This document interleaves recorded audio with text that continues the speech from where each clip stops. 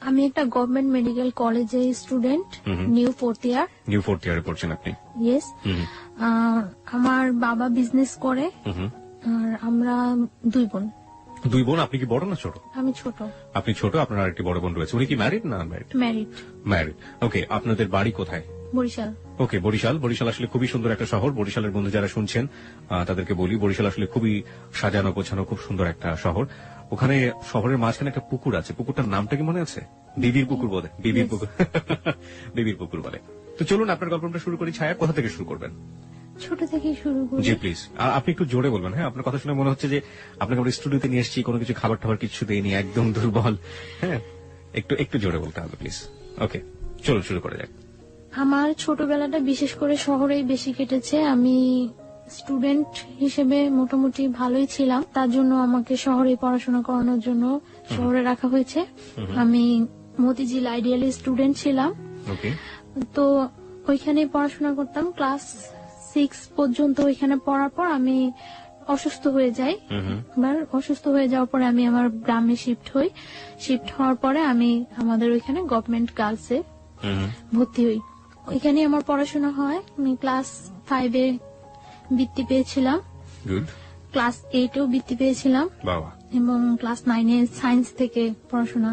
ওকে, SSC আপনি science background ছিল? Background science, SSC, higher math সহ। বাহ বাহ বাহ।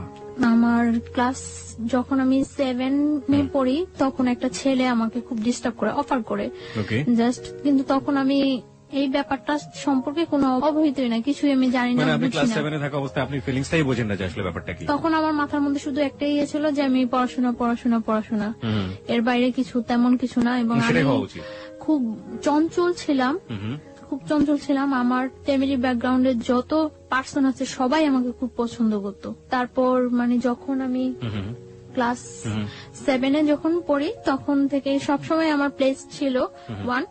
তো তারপর 7-এ যখন পড়ি তখন ওই ছেলেটা আমাকে ডিস্টার্ব করে, তখন আমি আমার বাসায় জানাই। ছেলেটা আসলে কে ছিল? ছেলেটা সম্পর্কে আমাদের একটু বলুন, যে আপনার পাড়ায় আশেপাশে থাকতো বা এরকম কিছু? আপনার বয়সের ডিফারেন্স কতটুকু ছিল? হ্যাঁ, আমার থেকে বয়সে 5 বছরের মতো ডিফারেন্স, কিন্তু ছোট ছিল আপনার 5 বছর? আমার 5 বছর বড় ছিল।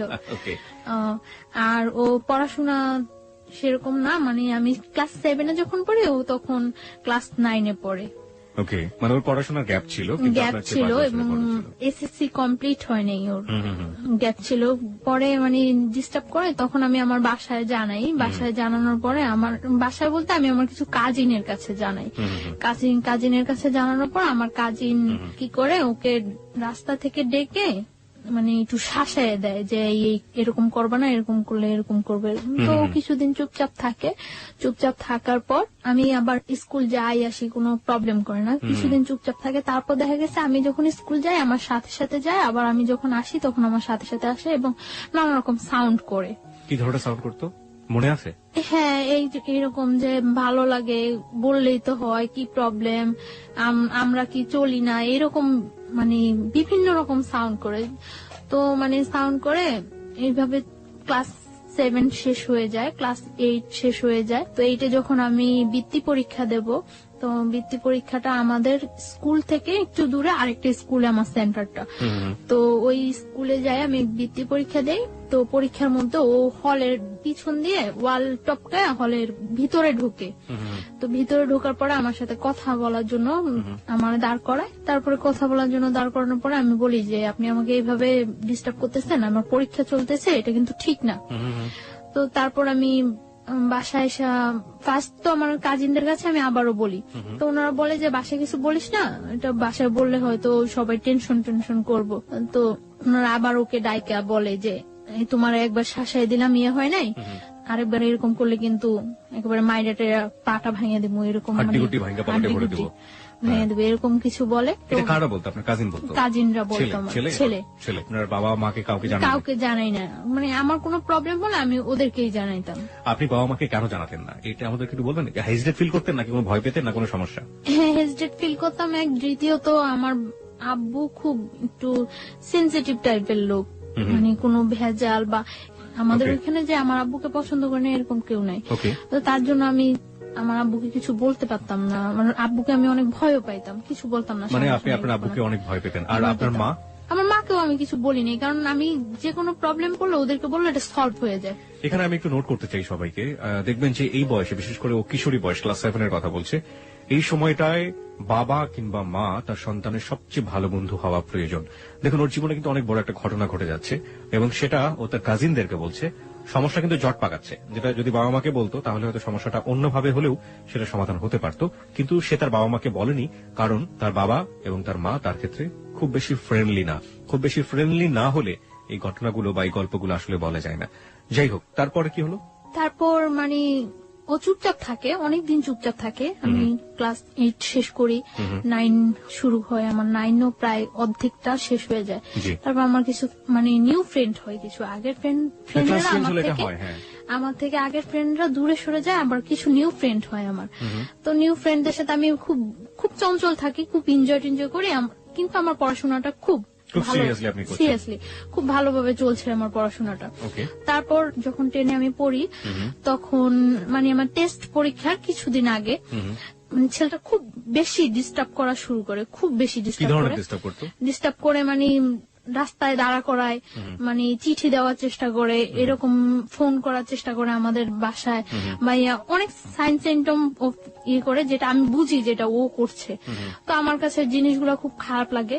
তো একদিন আমি আমার স্কুলের মধ্যে যখন মানে আমার ফ্রেন্ডদের সাথে আমি ছিলাম, তো স্কুল থেকে বের হয়েছি মতন স্কুলের সামনে ও মানে আমাকে অনেক ফ্রেন্ডদের মধ্যে দাঁড় করায়, সব ফ্রেন্ডদের বলছে সরে যাওয়ার জন্য।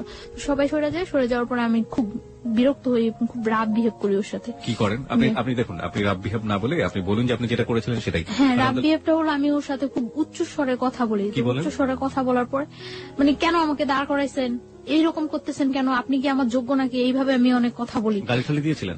না, গালিটালি না, আমি ওইটা কখনোই পারি না। ওকে, লেটস প্র্যাকটিস টুডে। তারপর মানে আমি একটু মজা করছিলাম। আমি একটু জানি যে ওই ছেলেটা তখন আপনার সাথে কি করলো, আপনি যখন রাগারাগি করছিলেন? ওকে চুপ করে বসেছিল? না, চুপ করে নাই, ও মানে দাঁড়ায়, অনেক চোখগুলা অনেক লাল লাল লাল থাকতো, ওর চোখ টোক বড় করে অনেক ইয়ে হয়েছে। তো আমি এক পর্যায়ে আমি ছেলেটাকে একটা চড় মারি। এক পর্যায়ে ছেলেটাকে আমি কথা কাটাকাটি হয়, এক পর্যায়ে চড় মারি। এখন স্কুলের সামনে অনেক স্টুডেন্ট থাকে, অনেক লোকজন ছিল, এমনকি মানে ওই স্কুলের সামনে ঝালমুড়ি আলারা পর্যন্ত ওর ফেভারিট ছিল, সবাই আমাকে মানে ওর কথা বলতো।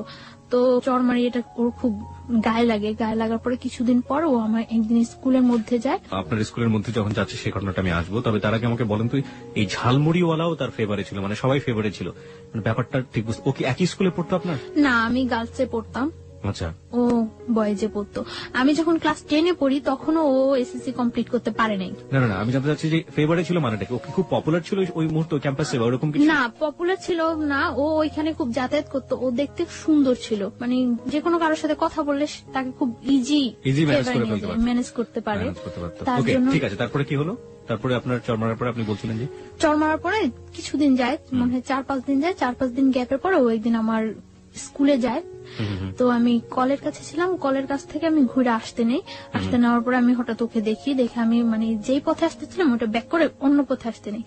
তো আমার তখন একটু ভয় কাজ করে, মানে আমি দেখতেছি যে ও কয়েকটা ছেলে নিয়ে ঢুকছে, তো ভয় কাজ করে। তারপর আমি ওই ঘুরে আসতে নিলে ও মানে দৌড়ে ঘুরে এসে আমার সামনে দাঁড়ায় আমার হাতে ধরে টান দেওয়ার পর আমি মানে ওইখানে আমি হাত ছাড়েন বলে উঠি। তারপর কিছু মেয়েরা থাকে পিছনে, তারা ওইখানে আসার পর মানে ও আমাকে বলতেছে যে তুমি আমার ওই দিন যে অপমানটা করছো কাজটা ঠিক করো নাই, আমি তোমার একদিন হইলেও আমার বাসায় নিয়ে ছাড়বো, একদিন হইলেও আমার ঘরে ভাত রান্না করার মতো তোমাকে দেয়। তো আমি বলছি আচ্ছা ঠিক আছে, পারলে কইরেন। এরকম কথা বলার পরে প্রেক্ষিতে মানে ও তখন চলে আসার পরে অনেক দিন যাবত গ্যাপ থাকে। আমার এসএসসি কমপ্লিট হয়ে যায়, ওকে আমি দেখি না। এসএসসি কমপ্লিট হয়ে যায়, আমি তো মনে করছি ও মনে হয় চলে গেছে, কোথাও ইয়ে হয়ে গেছে। এসএসসি কমপ্লিট হয়ে যায়, আমি ঢাকা আসি। আমি আগে আমাদের ওইখানে কলেজেই ভর্তি হই আর পরে ঢাকা আসি। তখন ওই ইয়ারের সিস্টেম ছিল মানে পয়েন্টেই ভর্তি করানোর জন্য ওই ইয়ার সিস্টেম হয়। তো আমি হোলি ক্রসে ভর্তি হই, ফার্মগেট হোলি ক্রসে ভর্তি হই। ভর্তি হওয়ার পর আমি এখানে একেবারে শিফট হয়ে যাই ফার্মগেট হোস্টেলে। এখানে পড়াশোনা করে মাঝে মাঝে বাড়ি যাওয়া হয়, ঈদে বাড়ি যাওয়া হয়। এমনিতে ততটা বাড়ি যাওয়া হয় না, খুব ইয়ে থাকে আমার উপরে, খুব প্রেশার থাকে পড়াশোনার উপর যে আমার রেজাল্ট ভালো করতেই হবে। তো আমার চলছে, ভালোই পড়াশোনা চলছে। ইন্টার পরীক্ষা দেওয়ার পরে বাড়ি যাই, অনেক দিন থাকি বাড়িতে। ওকে। যতদিন পর্যন্ত রেজাল্ট না হয় বাড়িতে থাকি। রেজাল্ট হওয়ার কিছুদিন আগে আমি ঢাকা আসি মেডিকেলের জন্য কোচিনে এডমিট হই। তো এখানে কোচিন টুচিন করার পরে মেডিকেল আমি এডমিশন দিই। মেডিকেলে এডমিশন দেওয়ার পরে আমার মেডিকেলে চান্স হয়। চান্স হওয়ার পরে ওইখানে ভর্তি টর্তি হওয়ার কিছুদিন পরে ক্যাম্পাস বন্ধ হওয়ার পরে আমি বাড়ি যাই। ফার্স্টলি বাড়ি যাওয়ার পরে আমি আমার ওই ফ্রেন্ডের সাথে এমনি কন্ট্রাক্ট হয়। এর মধ্যে একটা ফ্রেন্ড ঢাকায় এডমিট হয়েছে ইডেন কলেজে, তো ওর সাথে ভালো কন্ট্রাক্ট থাকে। তো বাড়ি যাওয়ার পরে সবার সাথে কন্ট্রাক্ট হয়। কন্ট্রাক্ট হওয়ার পর আমরা ঠিক করি যে একদিন টিচারের সাথে দেখা করবো। আমরা বাড়িতে যে হায়ার ম্যাথ যে টিচারের কাছে করতাম ওই টিচারের কাছে দেখা করবো। ওই টিচার হলো বরিশাল মদনমোহন কলেজের টিচার। মদনমোহন কলেজের টিচারের সাথে দেখা করব। তো ওই টিচারের কাছে দেখা করার জন্য আমরা যাই, সকালবেলা যাই। আমি ওই দিন আমি চলে আসবো ঢাকা, তার জন্য আমি সকালবেলায় যাই যে আমার বিকালে ঢাকা চলে আসতে হবে। বরিশাল থেকে আসার ওয়েটা বিকালে। তো আমি সকালবেলা যাই, যাওয়ার পরে মানে অনেকক্ষণ হয়ে যায়, আমার ফ্রেন্ডরা কেউ আসে না।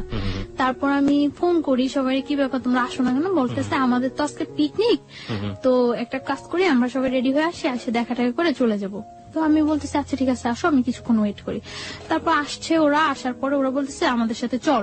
আমি বলতেছি না আমার তো আজকেই ঢাকা যেতে হবে, আর তাছাড়া আমি বাসায় বইলে আসিনি, আমার আম্মু অনেক রাগ করবো, সবাই অনেক রাগ করবো, আমি বইলে আসিনি, এটা কিছুতেই সম্ভব না যাওয়া। পরে বলতেছে আচ্ছা আমরা তো তোর বাসার সামনে দিয়ে যাব, তুই আমাদের সাথে চল, তোকে শিফট করে দিয়ে চলে যাবো আমরা। তো আমি আচ্ছা ওকে ঠিক আছে। তো আমি একটা মাইক্রো, ওরা এই মাইক্রোটাতে করে আসছিল, আমি ওই মাইক্রোতে ওরা উঠে আমি পথ থেকে নেমে যাবো, তো আমি লাস্টে উঠি।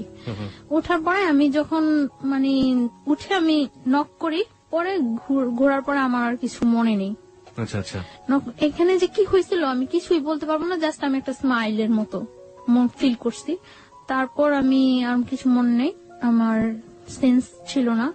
আমার যখন সেন্স আসে তখন সন্ধ্যার দিকে আমি ফিল করতেছি যে তখন সন্ধ্যা জাস্ট আজান হচ্ছে এরকম সময়, এবং তখন আমি দেখতেছি যে আমি মাওয়া ঘাট ওভার করেছি, just Postogola bridge, Dhaka Postogola bridge.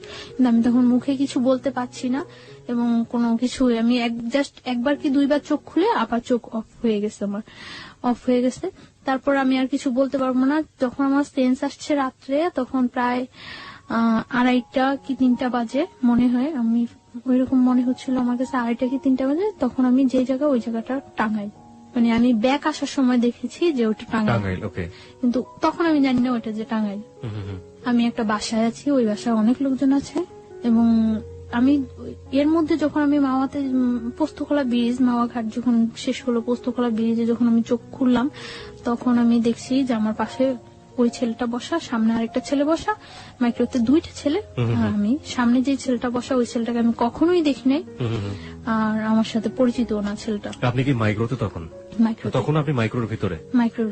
তখন আমি এর মধ্যে যে 2বার চোখ খুললাম, তখন আমি দেখতে পেয়েছি যে আমার সামনে ছেলেটা ড্রাইভারের পাশে বসা, যাকে আমি কখনোই দেখিনি এর আগে, আর আমার পাশে ওই ছেলেটা। এবং তারপর তো রাত্রে আমি যেই বাসায়, যখন আমার সেন্স আসে তখন আমি ওই বাসায়, এবং আমি দেখি যে আমার চারপাশে অনেক লোকজন, ওই বাসার অনেক মেম্বার, বাট আমি তাদের কাউকে তো কখনোই দেখিনি, চিনিও না। তারপর আমি জিজ্ঞাসা করলাম যে আমি এখানে কেন আসছি এবং কিভাবে। তারপর বললো যে তুমি এখানে কোনো শব্দ করবে না, সাউন্ড করবে না, এখানে যদি কোনো সাউন্ড করো তোমারই কিন্তু প্রবলেম হবে, তো এখানে কোনো সাউন্ড টাউন্ড করবে না, চুপচাপ শুয়ে আছো, শুয়ে থাকো। তারপর বললাম যে কেন আমি চুপচাপ শুয়ে থাকবো, আমি এইখানে আসলাম কিভাবে, আমি তো এখানে আসার না, আমার তো আজকে ঢাকা যাওয়ার কথা।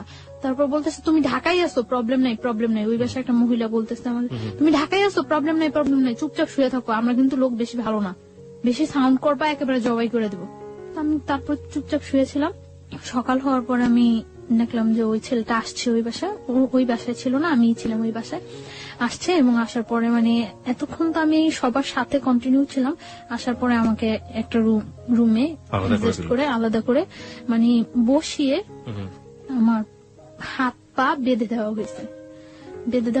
বেঁধে তারপরে ও বলতেছে এবার বুঝছো আমার সাথে খারাপ ব্যবহার করার কি ফল, আমি তো তোমার আগেই বলছিলাম যে আমার সাথে রাফ বিহেভ করে কিছু করতে পারবো না, আমার সাথে খারাপ ব্যবহার করার ফল বুঝছো।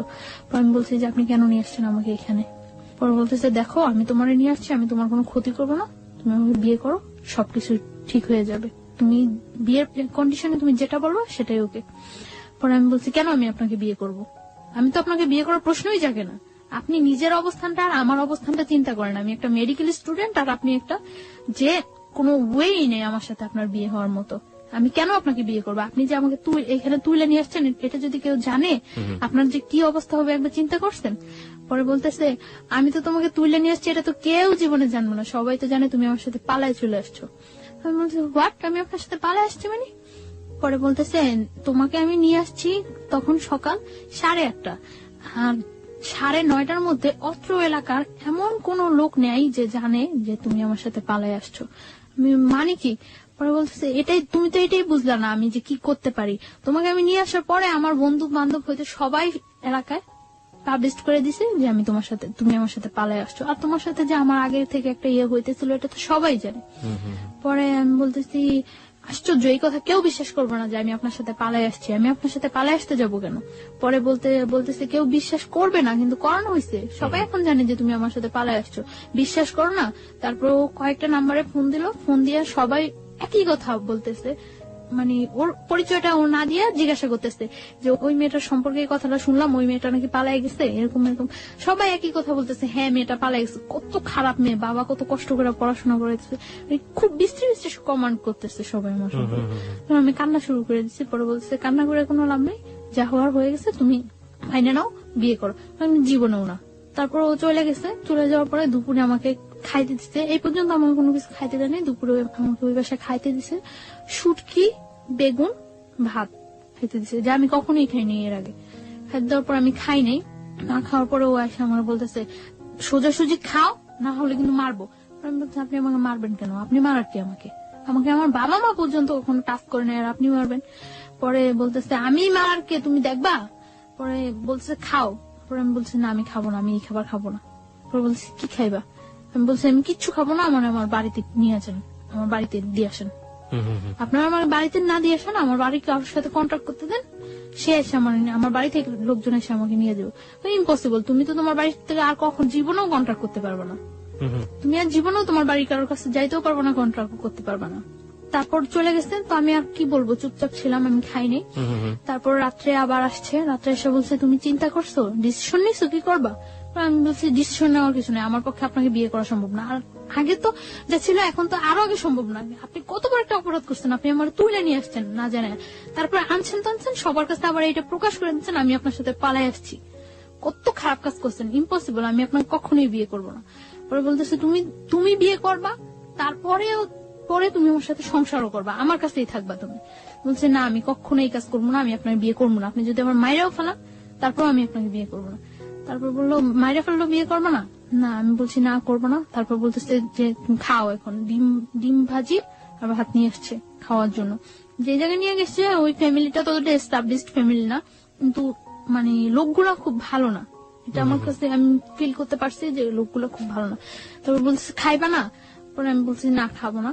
তারপরে তখন আমার অনেক মানে চুল ছিল, বড় চুল ছিল, আমি তখন বোরকা পরি না, চুল ছিল।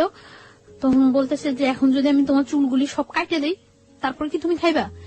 আমি বলছি আপনি আমার চুল কাটবেন কেন? তোমার চুল কাইটা, তোমার চুল একেবারে মানে চুরি করলে মানুষ যেভাবে চুল কাটে ওইভাবে চুল কাইটা তোমার যদি একেবারে চেহারা নষ্ট করে সব ইয়ে করে যদি তোমার রাস্তায় ছেড়ে দেয় তারপরে কেমন হইব? তার চেয়ে বরং তুমি স্বাভাবিক আমাকে বিয়ে করো, বিয়ে করার পরে তুমি যদি পড়াশোনা করতে চাও, সব যা করতে চাও সবকিছু ঠিক আছে, আমি তোমার পড়াশোনা করো। না আমি আপনাকে বিয়ে করবো না। পরে এভাবে আরো 2-3 দিন চলে গেল। হ্যাঁ না খাওয়া, আমি খুব উইক হয়ে যাচ্ছি, না খাওয়া 2-3 দিন চলে গেছে।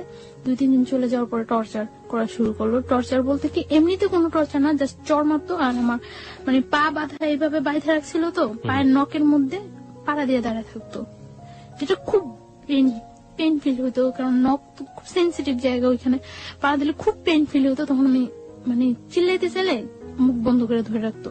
তো এইভাবে প্রায় 7-8 দিন চলে গেছে। 8 দিন 9 দিনের দিন 9 দিনের দিন আমি মনে ইয়ে করছি, নিজে নিজে ইয়ে করতেছি যে এখান থেকে আমার, যেহেতু আমার ফ্যামিলি কেউ জানেই না আমি কোথায় আছি, আর এখান থেকে আমার খুঁজে বাই করা সম্ভব না যে আমি এইখানে আছি, যে খুঁজবো তারা খুঁজে যে বাই করবো, তারা কি আমার আদৌ খুঁজতেছে না এইটাই মনে করতেছে যে আসলে আমি পলাই গেছি, সেটাও তো আমি জানি না যে আমি কিভাবে শিওর হম যে হ্যাঁ আমার তারা খুঁজতেছে, তারা আমার খুঁজে নিবো, এই আশায় যে আমি বসে থাকবো, কিভাবে আমি শিওর হবো? তারপর আমি ইয়ে করলাম যে না, আমি ওর ওয়েতে রাজি হয়ে যাই, তবে কিছু কন্ডিশন দিয়ে। তারপর আসে রাত্রে আসার পর ওই বাসায় থাকে না, ওই বাসায় শুধু আমি থাকি। ওই বাসায় থাকে না, একটা ঘরের মধ্যে আমাকে আটকে রাখছিল। ঘরটা হলো অর্ধেক টিন অর্ধেক মাটি, এরকম ঘর। তো আমি তারপর আসার পরে আমি বলছি আচ্ছা ঠিক আছে, আমি আপনার বিয়ে করতে রাজি, তবে সত্য আছে। কি সত্য? সত্য হলো আমার পড়াশোনা শেষ না হওয়া পর্যন্ত আমি আপনার সাথে কোনো রিলেশনে যেতে পারবো না। যেহেতু আমার ক্যারিয়ার আছে, আমি মেডিকেল স্টুডেন্ট, আমার এত কষ্ট করে যেহেতু আমি এতটুকু আসছি, আমার ইয়াটা শেষ হোক, সেটা আপনার জন্য বেটার হবে, আমার জন্য বেটার হবে। যেহেতু আপনিও ততটা এস্টাবলিশড না, তখনও একটা চাকরি করতো নাকি, ওই যে অনেকদিন আগে চলে আসছে দেশ থেকে, আসে ঢাকা একটা চাকরি করতো। তো বললো যে এটা কি, এই কথা কি থাকবো? আমি বলতেছি হ্যাঁ এই কথা থাকবো, আমি পড়াশোনা করা পর্যন্ত আমাকে আপনি কোনো ডিস্টার্ব করবেন না, আমি তো বিয়ে তো করছি না। আর তারপরে বলতেছে ওকে। আপনি আসলে ডিস্টার্ব না করা বা রিলেশন বলতে আসলে কি বোঝালেন? যে ফিজিক্যাল রিলেশনের কথা, ফিজিক্যাল বা মেন্টালি বা ওর পরিবারে নিয়ে সংসার, যাওয়া, মানে সবকিছু থেকে যাতে অ্যাভয়েড করতে পারি সবকিছু। আমি ওকে বললাম যে দেখেন, আপনি তো খুব ভালো করে জানেন যে আমি মেডিকেলে পড়াশোনা করি, আমার রেজাল্ট কি বা আমার ক্যারিয়ারটা কেমন হতে পারে। আর আমার ক্যারিয়ার, আমি যদি আপনাকে বিয়ে করি তাহলে তো আপনার ক্যারিয়ার, আমার ক্যারিয়ারের সাথে আপনিও তো জড়িয়ে গেছেন, তাহলে আমার একটা ভালো ক্যারিয়ার হলে সেটা আপনার জন্য ভালো হবে। তো আপনি আমাকে কয়েকটা বছর সময় দেন, আমার ইয়েটা শেষ হোক, পড়াশোনাটা শেষ হোক, তারপরে আমি আপনার সব ওয়ে মাইনে নেব।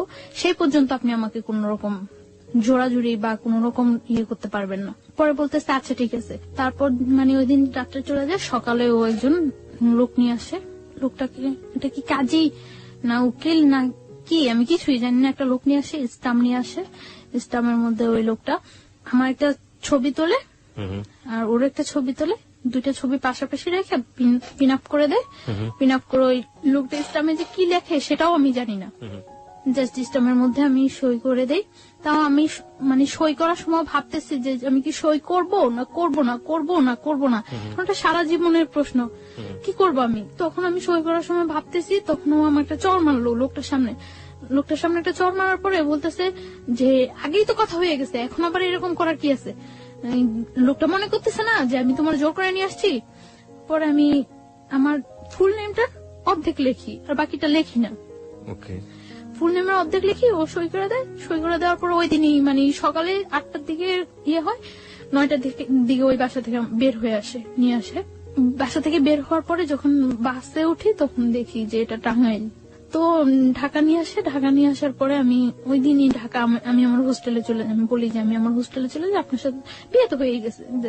আমি হোস্টেলে উঠি। হোস্টেলে ওঠার পরে 2-3 দিন ভালো যায়, কোনো ইয়ে করে না। আমি আমার ফ্যামিলির সাথে যোগাযোগ করার চেষ্টা করি যে কি করব আমি এখন। আমার ফ্যামিলির সাথে যোগাযোগ করার জন্য অনেক চেষ্টা করি, বাট আমার ফ্যামিলির সাথে কোনো কন্ট্যাক্ট করতে পারি না। কেন পারেন না? মানে বাড়ির যে নাম্বারটা, ওই নাম্বারটা অফ থাকে, ওই নাম্বারটা অফ। আর অন্য কোনো নাম্বার আমার কাছে মনে নেই, আমার মানে ইয়া থাকে না। তারপর আমি অনেক ট্রাই করার পরে আমি আমার মানে দুলাভাইয়ের সাথে, বোনের হাজবেন্ডের সাথে যোগাযোগ করি। যোগাযোগ করার পরে উনি বলতেছে যে আচ্ছা যা হয়েছে তো হয়ে গেছে, কেউ বিলিভ করে না যে তুমি ইয়ে করছো, তোমার নিয়ে গেছে, সবাই এটাই বিলিভ করে। আর দেখো গ্রাম তো, সমাজ তো, সবাই একটাই জিনিস বিশ্বাস করে যে তুমি ইয়ে করছো, চলে গেছো। আর এখন যদি তুমি ফিরে আসো, এটা মানে কেউ মাইনে নিব না, এটা সবাই তোমার বরং ধিক্কার দিব। তো আমি তারপর বুঝে অনেক বলি, বলার পর আমি ট্রাই করি আমার ফ্যামিলির কাছে ফিরে যাওয়ার জন্য, কিন্তু তারা কেউ আমাকে নেওয়ার ইয়ে করে না। তখন আমার যে দুলাভাই, ওনার সাথে আমার বোনের জাস্ট ইয়ে হয়, এঙ্গেজ হয়, বিয়ে হয় না। তখন বলে যে দেখো এইটার কারণে হয়তো তোমার বোনের অনেকটা ইয়া ফিল করতে হতে পারে। তো উনি এই কথা বলার পর আমি মানে চুপচাপ থাকি। তারপর উনি বলে যে তুমি যেভাবে আসো ওইভাবে থাকো, তোমার যতটা হেল্প প্রয়োজন সব আমি করব, কেউ ইয়ে করবে না। তোমার হেল্পের প্রয়োজন আমি, যতটা ইয়ে করার প্রয়োজন আমি করব, তুমি পড়াশোনা করতে থাকো, আমি ট্রাই করব তোমাকে যথাসম্ভব বাহিরে পাঠিয়ে দেওয়ার জন্য। কারণ তুমি বাহিরে গেলে গিয়ে তো ওরা আয়ত্তার বাইরে চলে যাবে। জানালেন না ব্যাপারটা? হ্যাঁ জানাই, কিন্তু তারা কেউ আমাকে নেওয়ার জন্য আগ্রহ ফিল করে না। আপনি আমাকে একটু বলেন তো, খুলেই বলেন যে আপনি ফার্স্ট কখন বাবা মাকে জানালেন, কি রিয়াক্ট করলো, আমি একটু জানতে চাই। This is a very important part of this story. হ্যাঁ, আমি যখন মানে ঢাকা আসি, হোস্টেলে উঠি, হোস্টেলে ওঠার পরে তখন আমার কাছে কোনো টাকা পয়সা কিছুই থাকে না। তো হোস্টেলে ওঠার 2-3 দিন পরে আমি আমার একটা ফ্রেন্ডের নাম্বার থেকে আমার বাড়িতে ফোন করি। ফোন করার পরে বাড়ির নাম্বারটা অফ। এভাবে আরো 4-5 দিন চলে যায়, আমি কারোর সাথে কন্ট্যাক্ট করতে পারি না। তারপরে আমি হঠাৎ একদিন আমি আমার বই নাড়তেছি, বইয়ের মধ্যে আমার ওই দুলাভাইয়ের নাম্বারটা পাইছি। পাওয়ার পরে আমি আমার দুলাভাইয়ের কাছে ফোন দিছি। দুলাভাইয়ের কাছে ফোন দেওয়ার পরে ভাইয়াকে আমি সব বললাম। আপন দুলাভাই এটা? হ্যাঁ। ওকে। সবকিছু বলার পর আমার ভাইয়া বলল যে কেউ আমাকে এখন নেওয়ার জন্য প্রস্তুত না। তারপর আমি আমার মার সাথে কথা বললাম। তারাও কোনো ইয়ে করতেছে না যে তুমি যা হয়েছে তুমি চলে আসো, আমরা তোমার আবার নতুন করে পড়াশোনা করো, আমাদের কাছে রাখবো, কোনো ইয়ে হবে না। কিন্তু তারা কেউ এরকম কোনো, সবার একটাই ক্ষোভ আমি চলে আসছি। সবাই জানে যে আমি পালাই আসছি, কিভাবে আসলাম, এতটা ইয়ে করলো তারা আমার জন্য। সবাই আমাকে খুব ঘৃণা করে। তখন আমি ফিল করি যে সবাই আমাকে খুব ঘৃণা করে। তখন আমার মধ্যেও রাগ হয় যে আমি এতটা তাদেরকে সাপোর্ট দিছি, তারা যেইভাবে চাইছে আমি ঠিক ওইভাবে পড়াশোনা করছি, ওইভাবে ইয়ে হয়েছি। এই মানুষগুলো আমাকে এতটা ভালোবাসতো, আর সামান্য কয়টা দিনের ব্যাপারে এই মানুষগুলো আমার এতটা অবিশ্বাস করে। আমার মধ্যেও খুব রাগ হয় তখন যে আমি বারবার ফোন করতেছি, বারবার চেষ্টা করতেছি তাদের কাছে যাওয়ার জন্য, কিন্তু কেউ রেসপন্স করতেছে না। একটা লোক বলতেছে না যে আচ্ছা তুমি আসো, বা আমরা আসতেছি তোমার নিয়ে যাব, বা তুমি আমাদের কাছেই থাকবা, আগের মতো যা হয়েছে সব ভুলে যাও। কেউ আমাকে এই সাপোর্টটা দেয় না। সবাই বলে যে এই কাজটা তুমি কিভাবে করলা, এই কাজটা তুমি কিভাবে করলা। কেউ আমার কথা বিশ্বাসই করে না যে আমি এই কাজটা করি নাই। প্রত্যেকটা মানুষ আমাকে ধিক্কার দেয়, প্রত্যেকটা মানুষ, যে মানুষগুলো আমাকে এত ভালোবাসতো ওই মানুষগুলো প্রত্যেকটা মানুষ ধিক্কার দেয়। তারপর আমি ইয়ে করি যে যা হয়েছে, তারা যখন আমার চাই না, আমি আমার নিজে পাই যেইভাবেই হোক দাঁড়াইতে হইবই, আমি যেইভাবেই হোক আমার পড়াশোনাটা চালিয়ে যেতে হবে। এর জন্য যদি আমার ওই ছেলে সাহায্য নিতে হয় আমি তাও নিব। তারপর আমার ভাইয়া বলে যে তোমাকে যতটুকু সাপোর্ট করে আমি করবো, তবে আমি এটা করতে পারবো না যে তোমার আমি নিয়ে আসবো, এটা আমি পারবো না। তোমাকে আমি সাপোর্ট করবো, তুমি পড়াশোনা করতে থাকো, আমি ট্রাই করতে থাকি তোমাকে যেভাবে হোক বাইরে পাঠিয়ে দেওয়ার জন্য। বাইরে পাঠাইলে তোমার ক্যারিয়ারটাও ঠিক হয়ে যাবে, তুমি কয়েক বছর বাইরে, 4-5 বছর বাইরে থেকে আসলে সবকিছু দেখবে ঠিক হয়ে যাবো। তারপর আমি ভাইয়ার কথা মতো ইয়ে করতে থাকি। তো এটা যেভাবে হোক জানতে পারে যে আমি আমার ফ্যামিলিতে কন্ট্রাক্ট করছি, জানতে পারে। জানার পরে ও হোস্টেলে এখানে নানা রকম প্রবলেম করা শুরু করে। তো হোস্টেলে এখানে নানা রকম প্রবলেম করার পরে হোস্টেল থেকে আমাকে বলে দেয় যে দেখো তুমি ছাড়াও এখানে আরো অনেক মেয়েরা থাকে, সো এরকম প্রবলেম করলে তো সমস্যা, কি হয়েছে ব্যাপারটা বলো। তো আমি তাদেরকে কিছু বলতে পারি না, কারণ এই ব্যাপারটা কি বলার মতো কোনো ওয়ে আছে যে আমি তাদেরকে বলবো। তারপর আমি ইয়ে করি যে আমি ওরা বলি যে কি চান আপনি, যে এইভাবে ডিস্টার্ব করতেছেন, আমি হোস্টেলে প্রবলেম হচ্ছে, আমার পড়াশোনার প্রবলেম হচ্ছে, কি চান। তো ও বলতেছে যে দেখো তুমি আমার বাসায় থাকো, আমার বাসায় থাকতে তো কোনো প্রবলেম নেই, বাসায় থাকো, বাসায় থেকে পড়াশোনা করো, তাহলে আমি তোমার একটা টেক কেয়ারও করতে পারবো।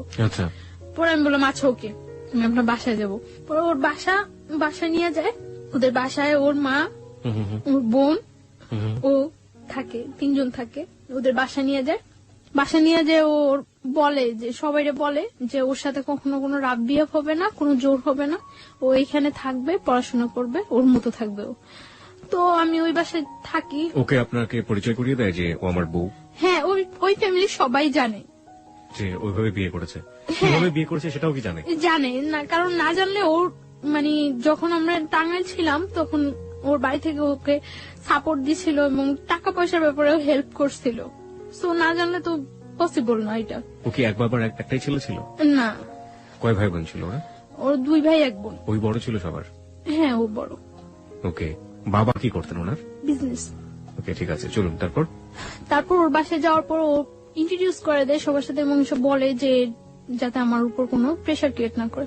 তো ওই বাসায় থাকে, আমি পড়াশোনা করতেছি, ভালো ইয়ে করতেছি, কিন্তু আমার মনের মধ্যে সবসময় একটা ভয় কাজ করতো যে ওর বাসায় আছে, ও তো খারাপ, ও খারাপ না হলে এই কাজটা জীবনেও আমার সাথে করতে পারতো না। সো কখন যেন ও কি করে সবসময় আমার মনের মধ্যে একটা ভয় কাজ করতো। এবং আমি খুব দিন দিন খুব অসহায়, সবসময় মনে হতো যে দুনিয়াতে আমার কেউ নাই, আমি খুব অসহায় এরকম ফিল করতাম আমি। কারণ কারো কাছে আমি না প্রকাশ করতে পারতাম, না কারো কাছ থেকে কোনো সাহায্য নিতে পারতাম। তো আমার ভাইয়ার কাছে, আমি কলেজে যাই ভাইয়ার কাছে ফোন দিতাম। ফোন দেওয়ার পরে ভাইয়া বলতো যে যেহেতু ও তোমার উপর কোনো প্রেশার করছে না, তুমি থাকো, আমি যতদিন পর্যন্ত তোমার বাহিরেও যাওয়ার ওয়েট না করতে পারতেছি ততদিন পর্যন্ত তুমি থাকতে হইবে এখানে। তো তারপর আমি কলেজে যাই, পড়াশোনা করি, কোনো ইয়ে করি না। তো আমি সকাল 7টার দিকে কলেজে চলে যেতাম। কলেজ শেষ করার পরে আমি একটা স্যারের সাহায্য নিয়ে আমি একটা হসপিটালে কলেজ শেষ করার পরে প্র্যাকটিস করি। ওই স্যারের কাছে হসপিটালে প্র্যাকটিস করি ধানমন্ডিতে। ওকে, ধানমন্ডিতে একটা হসপিটাল প্র্যাকটিস করি।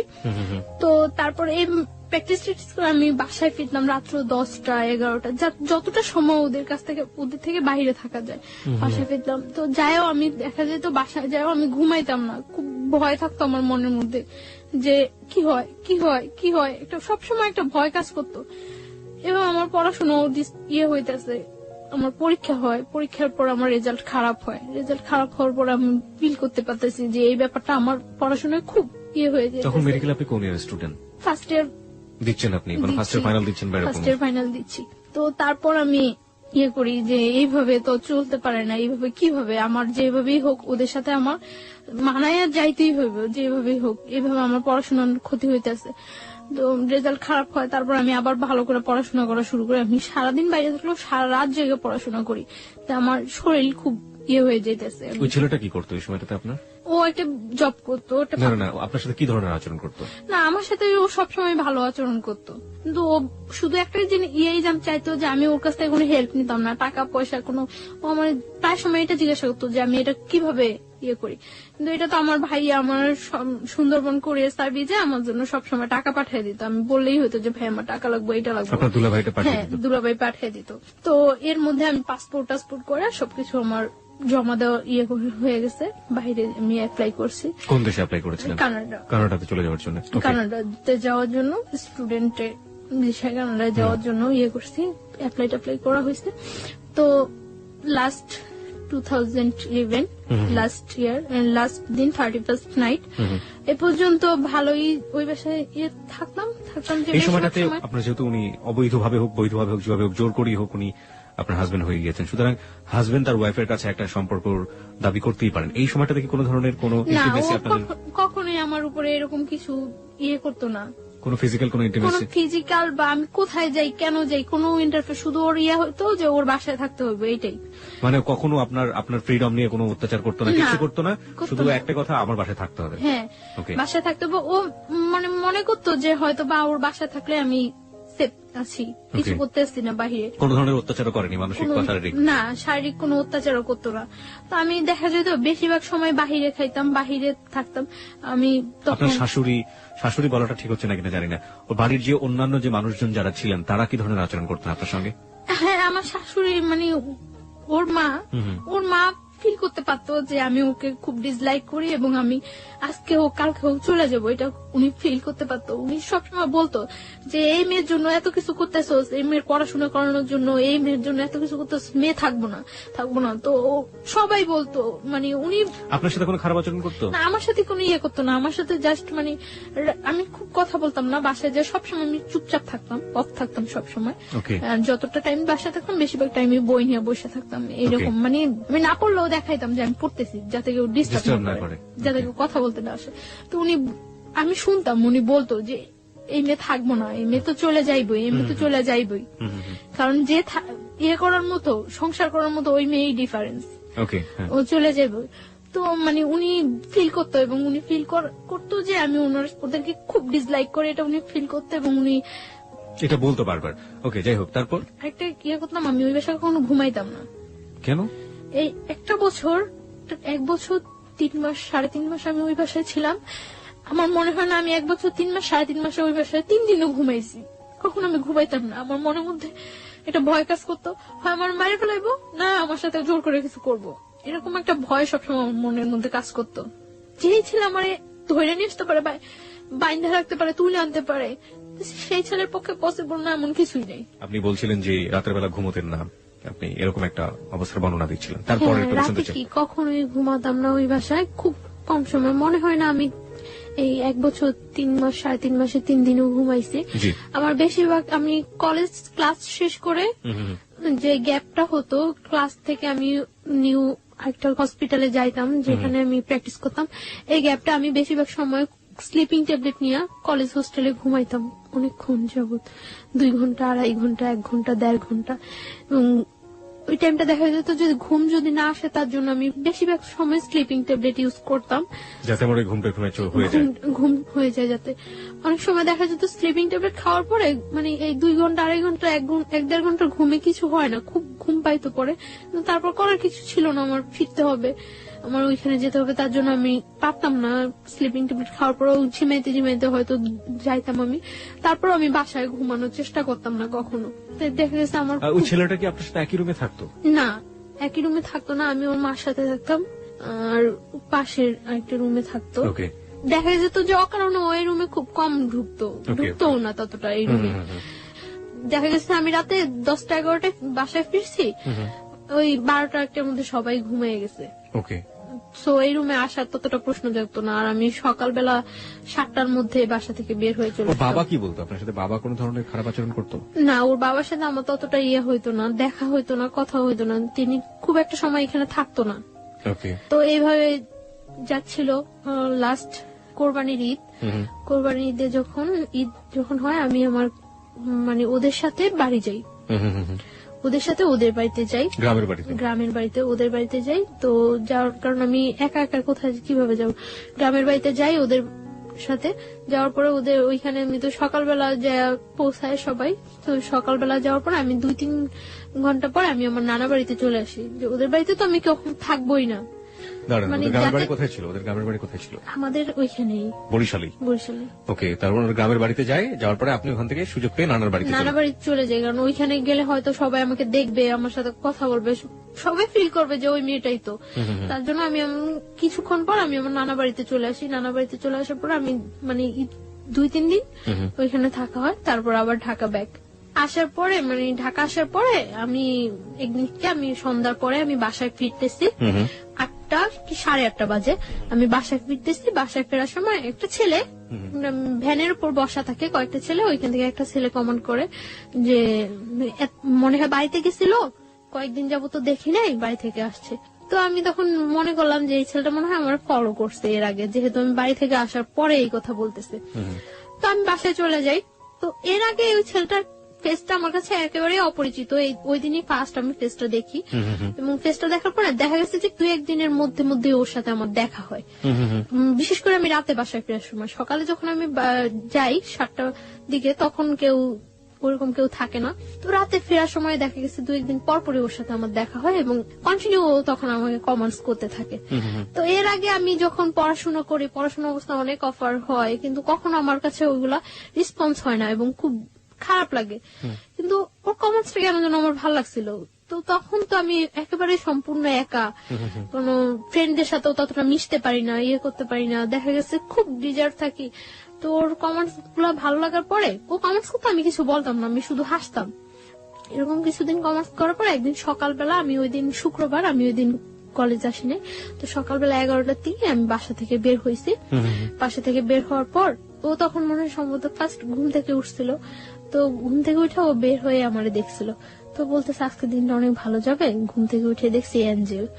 তো আমি হাসা দিছি, হাসছিলাম, হাসার কাজ। কিভাবে দেখলো আপনাকে? মানে আপনি তো আপনার ওই আগের বাসাতেই থাকতেন। হ্যাঁ, ওই বাসাটা আর ওই বাসা, ওদের বাসাটা কাছাকাছি, একদম কাছাকাছি একদম। কোথায় ছিল বাসা? ঢাকার? এটা ঢাকার এলাকার নাম বললে কোনো সমস্যা নেই, আপনি ছেলের নামও বলেনি, কোনো সমস্যা নেই। কোথায় ছিল বাসাটা? ওর নামটা বলি আমি, ওর নামটা রুমেল। মানে যে ছেলে আপনাকে জোর করে বিয়ে করেছে? না, মানে সেকেন্ড ওয়ান, যে সাথে পরিচয় হচ্ছে। আর বাসাটা কোথায় ছিল ঢাকার? আপনি বাসাটা বলতে যাচ্ছেন না? ওকে, ঠিক আছে, যান। তারপর? কারণ ওই এলাকাটার সবাই প্রায় কম বেশি ঘটনাটা জানে এবং আপনাকে সবাই চেনে। ওকে, ঠিক আছে। আমি এখানে একটু শ্রোতারা অনেক খেপে যাবেন আপনার উপরে, আমি একটু শ্রোতাদেরকে অ্যাড্রেস করতে চাই। দেখুন, আপনারা যারা বলছেন যে আপনারা ওর বাসার নামটা জানতে চান, ও কোথায় থাকে সবকিছু জানতে চান, এই প্রশ্নগুলো আমি ওকে করেছি, এবং তারপরেও যারা ক্ষিপ্ত হয়ে যাচ্ছেন ওর উপর, তাদের উদ্দেশ্যে আমি একটু বিনয়ের সাথে বলতে চাই, ওর বাসার অ্যাড্রেসটা জেনে বা যে ঘটনাটা যেখানে ঘটেছে এটা জেনে আপনি কি বা করবেন বলুন। আপনার এখানে বলতে চাচ্ছি না এই কারণে যে আমি তো সম্পর্কটা থেকে এখনো বিচ্ছিন্ন না। এক্স্যাক্টলি, আমরা গল্পের শেষ পর্যন্ত যাবো, সেটা আপনি আগে থেকে কিছু বলে দিন না। আমরা একটা জিনিস বলি আপনাকে, সেটা হচ্ছে তাদেরকে বলবো যে প্লিজ আমরা গল্পটা থেকে সবাই যে জিনিসটা নেবার চেষ্টা করবো সেটা হচ্ছে মোরাল লেসনটা আসলে কি, ভুলটা আসলে কারা কারা করেছে, কোন কোন জায়গাগুলোতে ভুল হয়েছে, বাসার ঠিকানা জেনে কিংবা ওর পার্সোনাল লাইফ সম্পর্কে আরো বেশ কিছু জেনে, ও কোথায় থাকে সেটা জেনে আসলে ওর কতটুকু কি ওর আমরা করতে পারবো। হ্যাঁ, সেই হেল্পের জায়গাটা যদি কিছু থেকে থাকে, করার থাকে, তাহলে ও যতটুকু বলবে ততটুকুই আসলে এনাফ। আমরা ওই শ্রদ্ধার জায়গাটুকু যিনি গেস্ট হয়ে আসেন, অতিথি হয়ে আসেন, তার প্রতি যেন বজায় রাখি। জি প্লিজ, তারপরে বলুন। তারপর আমি মানে যে কাজে বাসা থেকে বের হয়েছি ওই কাজে চলে যাই। তো চলে যাওয়ার পর এইভাবে চলতে থাকে কিছুদিন। তো 31st নাইট আমি সন্ধ্যার পরে বাসায় ফিরছি। তো আমি কিছু চকলেট কিনি। তো চকলেটের দোকানে যাওয়ার আগেই ও বলতেছে যে আজকেই বলে দেব নাকি সামনের বছর পর্যন্ত ওয়েট করব। তো ও বলতেছে, তখন আমি চকলেট কিনে আসার সময় ওর হাতে ওর একটা চকলেট মানে দূর থেকে এভাবে ধরে দিছি, দিয়ে বলতেছি যে কারোর জন্য কি কখনো কিছু ওয়েট করে, সবকিছু সময় মতোই বলতে হয়। আর এই যে একটা বছর গেছে গিয়ে, এরকম একটা বছরের মতো একটা জীবনও চলে যেতে পারে। সো কারোর জন্য কখনো কিছু ওয়েট করানো উচিত না। যেটা আমার বলার বা যেটা আমার করার সেটা জাস্ট টাইমেই করা উচিত। তো ওই কথাটা বলার পর আমি এই কথাটা বলে আমি সাথে সাথে কিছু না বলে সাথে সাথে চলে আসতেছি। ও আমার পিছনে আসতেছে। তো আসে আমার বাসার গলির মধ্যে, মানে যে বাসা আমি যাবো ওই বাসার গলির মধ্যে ও বললো যে জাস্ট 1 মিনিট একটু দাঁড়ান। তো আমি দাঁড়াইলাম, দাঁড়ানোর পরে বলতেছে আপনার নামটা জানতে পারি? তো আমি আমার নামটা বললাম। বলার পর ও বলতেছে যে আপনার ফোন নাম্বারটা জানতে পারি? সরি, আমার ফোন নাম্বারটা তো দেওয়া যাবে না। পরে বলতেছে যে এই চকলেটটা নিয়ে যান, আজকে যদি আপনার ফোন নাম্বারটা আমাকে দিতেন সেটাই আমার জন্য বড় গিফট হতো। আমি বললাম যে আমি চকলেটটা নিয়ে যে আপনি ব্যাগ দিয়ে নিয়ে যেতে পারি, বাট আমি আমার ফোন নাম্বারটা দিতে পারবো না। তো বলতেছে দিবেন না? আমি বলতেছি না, ফোন নাম্বারটা দেবো না।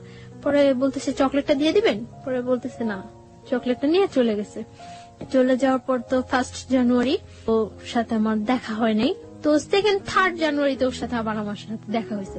দেখা হওয়ার পরে দেখা গেছে ও আমি যেই টাইমটা বাসা ফিরি ঠিক ওই টাইমটা স্পেসিফিক ধরে রাখে এবং ওই টাইমটা আমার সাথে কথা বলে। প্রত্যেকদিন যাওয়ার সময় কথা বলে, ও বলে আমিও বলি।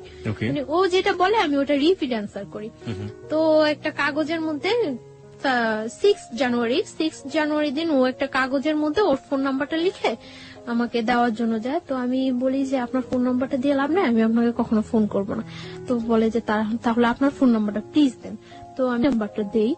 দেওয়ার পর আমি বাসায় ঢুকতে না ঢুকতে ও ফোন করার পর ও বলতেছে যে আমি ওর নাম জিজ্ঞাসা করি। নাম জিজ্ঞাসা করে ওর নাম বলার পরে ও আমারে বলতেছে আপনি কি নার্স? আমি বলতেছি না, সরি আমি নার্স না। মানে আমার অ্যাপ্রনটা দেখে পরে বলতেছে নার্স না, তাহলে কি আপনি? পরে আমি বলতেছি যে আমি পড়াশোনা করি মেডিকেলে। বলতেছে কোন মেডিকেলে পড়ে? তো আমি বলতেছি যে আমি ওই মেডিকেলে পড়ি। তো আমি ওরা জিজ্ঞাসা করতেছি যে আপনি কি করেন? আমি বলতেছি যে আমি পড়াশোনা করি। আমি কোথায় পড়ি? বুয়েটে পড়ি। ওকে। তো আমি মনে করলাম বুয়েটে পড়ে, কথা বলি। ওর কথাগুলো খুব মানে ইনোসেন্ট লাগতো। মনে হয়তো যে খুব মারপ্যাচ নেই, খুব ইজি কথা বলে। তো আমি কথা বলছি। 1st দিন কথা বলার পরে ও 2nd দিন আমাকে অফার করলো আপনি আমার সাথে বিয়েতে যাবেন? তো আমি বললাম যে আচ্ছা যাবো। মনে এরকম শীতকাল, জানুয়ারি তো শীতকাল। তো বলতেছে যে আচ্ছা ঠিক আছে, আমি যাওয়ার সময় আপনাকে ফোন দিলে আপনি বের হইন। তো আমি মনে করছি যে মনে এমনিতেই ফান করতেছে। তো কিছুক্ষণ পর আবার ফোন দিয়ে বলতেছে না আপনাকে তো নিয়ে যাওয়া যাবে না, নিয়ে গেলে অনেক ছেলেরা ওইখানে থাকবো, জিজ্ঞাসা করবো এটা কে। তখন আমি কি বলবো? তখন আমি হাসি যে নিজেই বললো আবার নিজেই এই কথা বলতেছে। আপনি ইয়েস বলেছিলেন কোন সাহসে? কারণ আপনি তো এমন একটা বাসায় থাকেন যেখান থেকে না আমি যাব না সেটা আমি শিওর ছিলাম যে আমি ফান করে আমি বুঝছিলাম, কারণ ওর কথাগুলো বললাম না খুব ইনোসেন্ট। সাহসের খুব অভাব ছিল ওর মধ্যে, সাহসের খুব অভাব। তো ও তখন আমি হাসার পরে আমি বলতেছি আচ্ছা ঠিক আছে আপনি যান, আমি এমনিতেও যাব না, এমনিতেও আপনার সাথে আমার 1st পরিচয়, আর তাছাড়া আমি কোথাও যাই না, আমি এমনিতেও যাব না, আপনি যান এনজয় করেন। পরে ও বিয়েতে গেল, বিয়ে থেকে আসলো, আসে আবার রাত্রে আমাকে ফোন করলো। ফোন করার পর আমি ওর সাথে 1 মিনিট 2 মিনিট কথা বলি। তো এইভাবে 3-4 দিন কথা বলার পর জাস্ট রাত্রে যখন 12টা, 12:15, 1টা বাজে, তখন ও আমার সাথে কথা বলে 2 মিনিট, 1 মিনিট, 3 মিনিট এরকম কথা বলে এবং খুব একটা অস্থির একটা ভাব প্রকাশ করে। মানে আমার মনের মধ্যে খুব কনফিউশন হয়, এরকম অস্থির কেন? তো এবং কি যেন বলে মোমবাতি, মোম। তো আমি ইয়ে করি যে ও কি কোনো নেশা টেশা করে রাত্রে। ওকে। একটা নেশাগ্রস্ত মানুষের কথা যখন তার ফিল হয় যে সে নেশা করা উচিত বা করবে, তখন একটা মানুষের বিহেভিয়ার দেখলেই বোঝা যায়।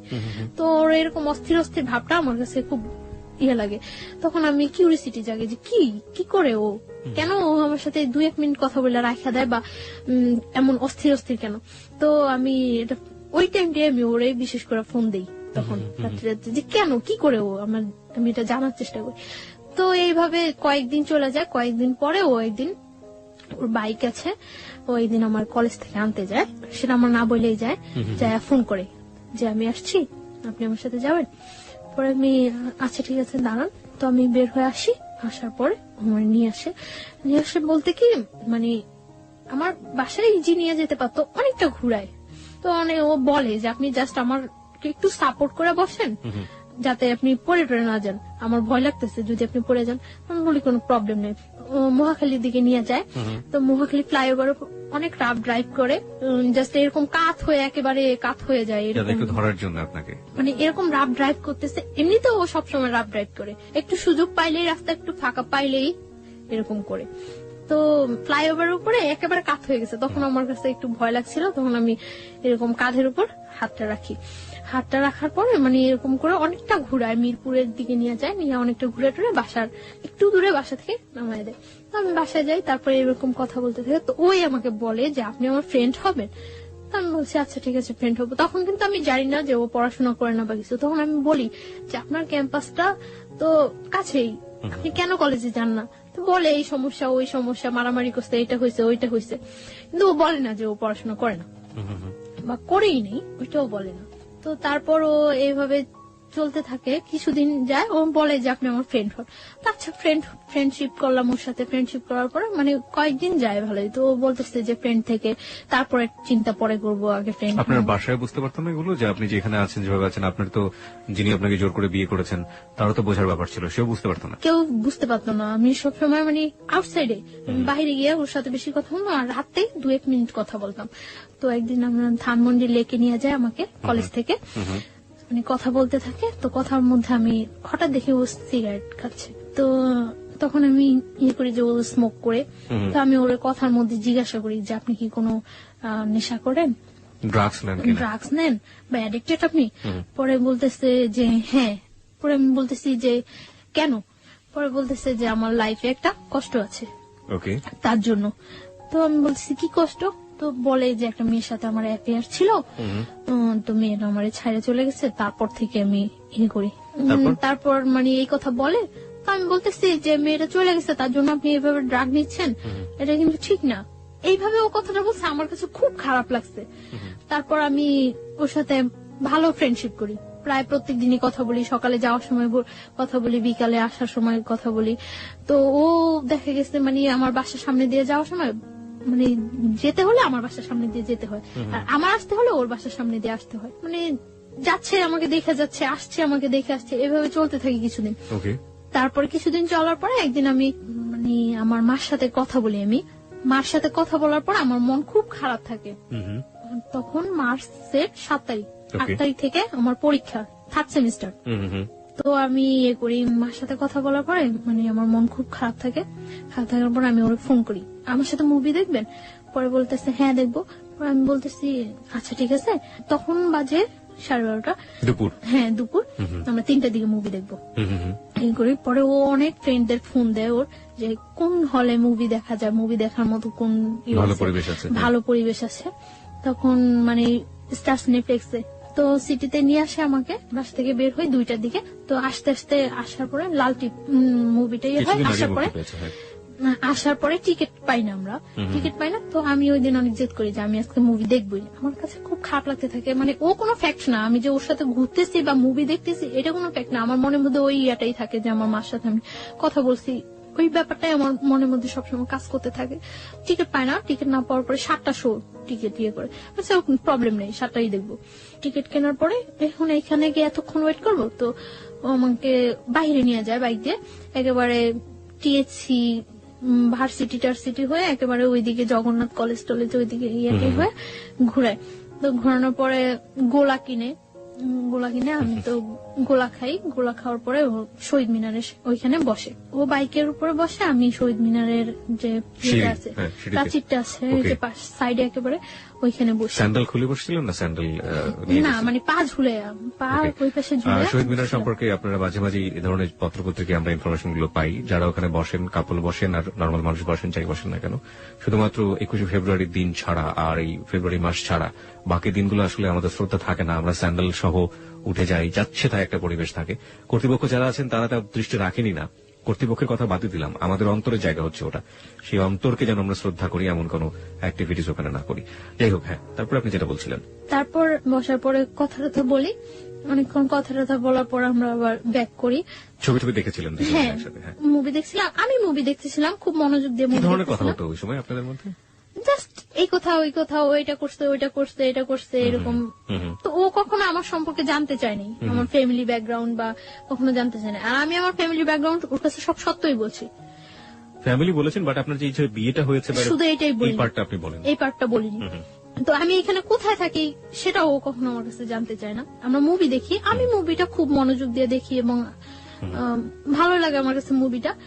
আর ও মুভি দেখে না, ও এখানে বসে আমাকে দেখে। তা আমি বের হয়ে ওরে বলতেছি যে মুভি কেমন লাগলো, বলতেছে আমি কি মুভি দেখছি নাকি? আমি তো কি দেখছেন?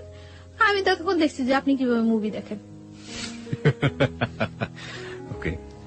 তারপর মানে বাসায় চলে যাই, বাসায় চলে যাওয়ার পর মানে আমরা বাহিরে খাইটা বাসায় চলে যাই। চলে যাওয়ার পর ও রাত্রে আমাকে 1টার দিকে ফোন দেয়, আমি পড়তে থাকি, তখন ফোন দিয়ে ও আমাকে মানে একসাথে মনে হয় যে আমরা শীট দেখলে মুখস্থ করে পড়া বলি না টিচারদের কাছে, একসাথে ওরকম মনে হয় যেন কোনো শীট মুখস্থ করে একসাথে ও আমাকে বলে যে আমি তোমাকে পছন্দ করি, এরকম এরকম এরকম সব একসাথে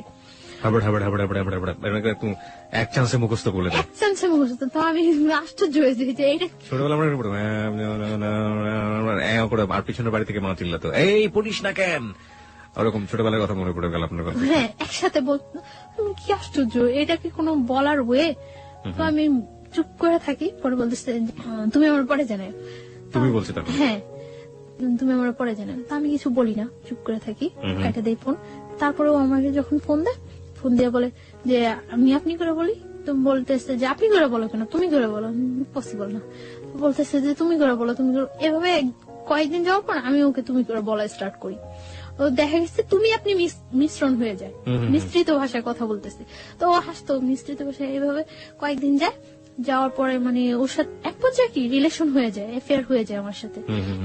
ওর কথাগুলি আমার খুব ভাল লাগে, যখন কথা বলে আমার খুব ভালো লাগে, আমি অবাক হয়ে তাকিয়ে থাকি যে ও কথা বলে, কিন্তু খুব স্বাভাবিক ভাষায়, সাবলীল শুদ্ধ ভাষায় কথা বলে তা কিন্তু না, নর্মাল কথা বলতেছে, কিন্তু আমার কাছে খুব ইনোসেন্ট লাগে।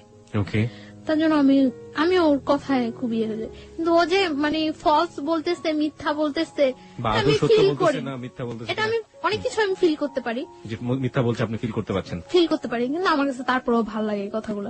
কারণ ওই সময়টা আমার কেউ ছিল না, আমার পাশে একটা লোক যে আমি তার সাথে ইয়ে করবো, এনজয় বলতে আমার লাইফটাই খুব ইয়ে ছিল। যতক্ষণ ওর সাথে থাকতাম বা কথা বলতাম আমার কাছে খুব ভালো লাগতো।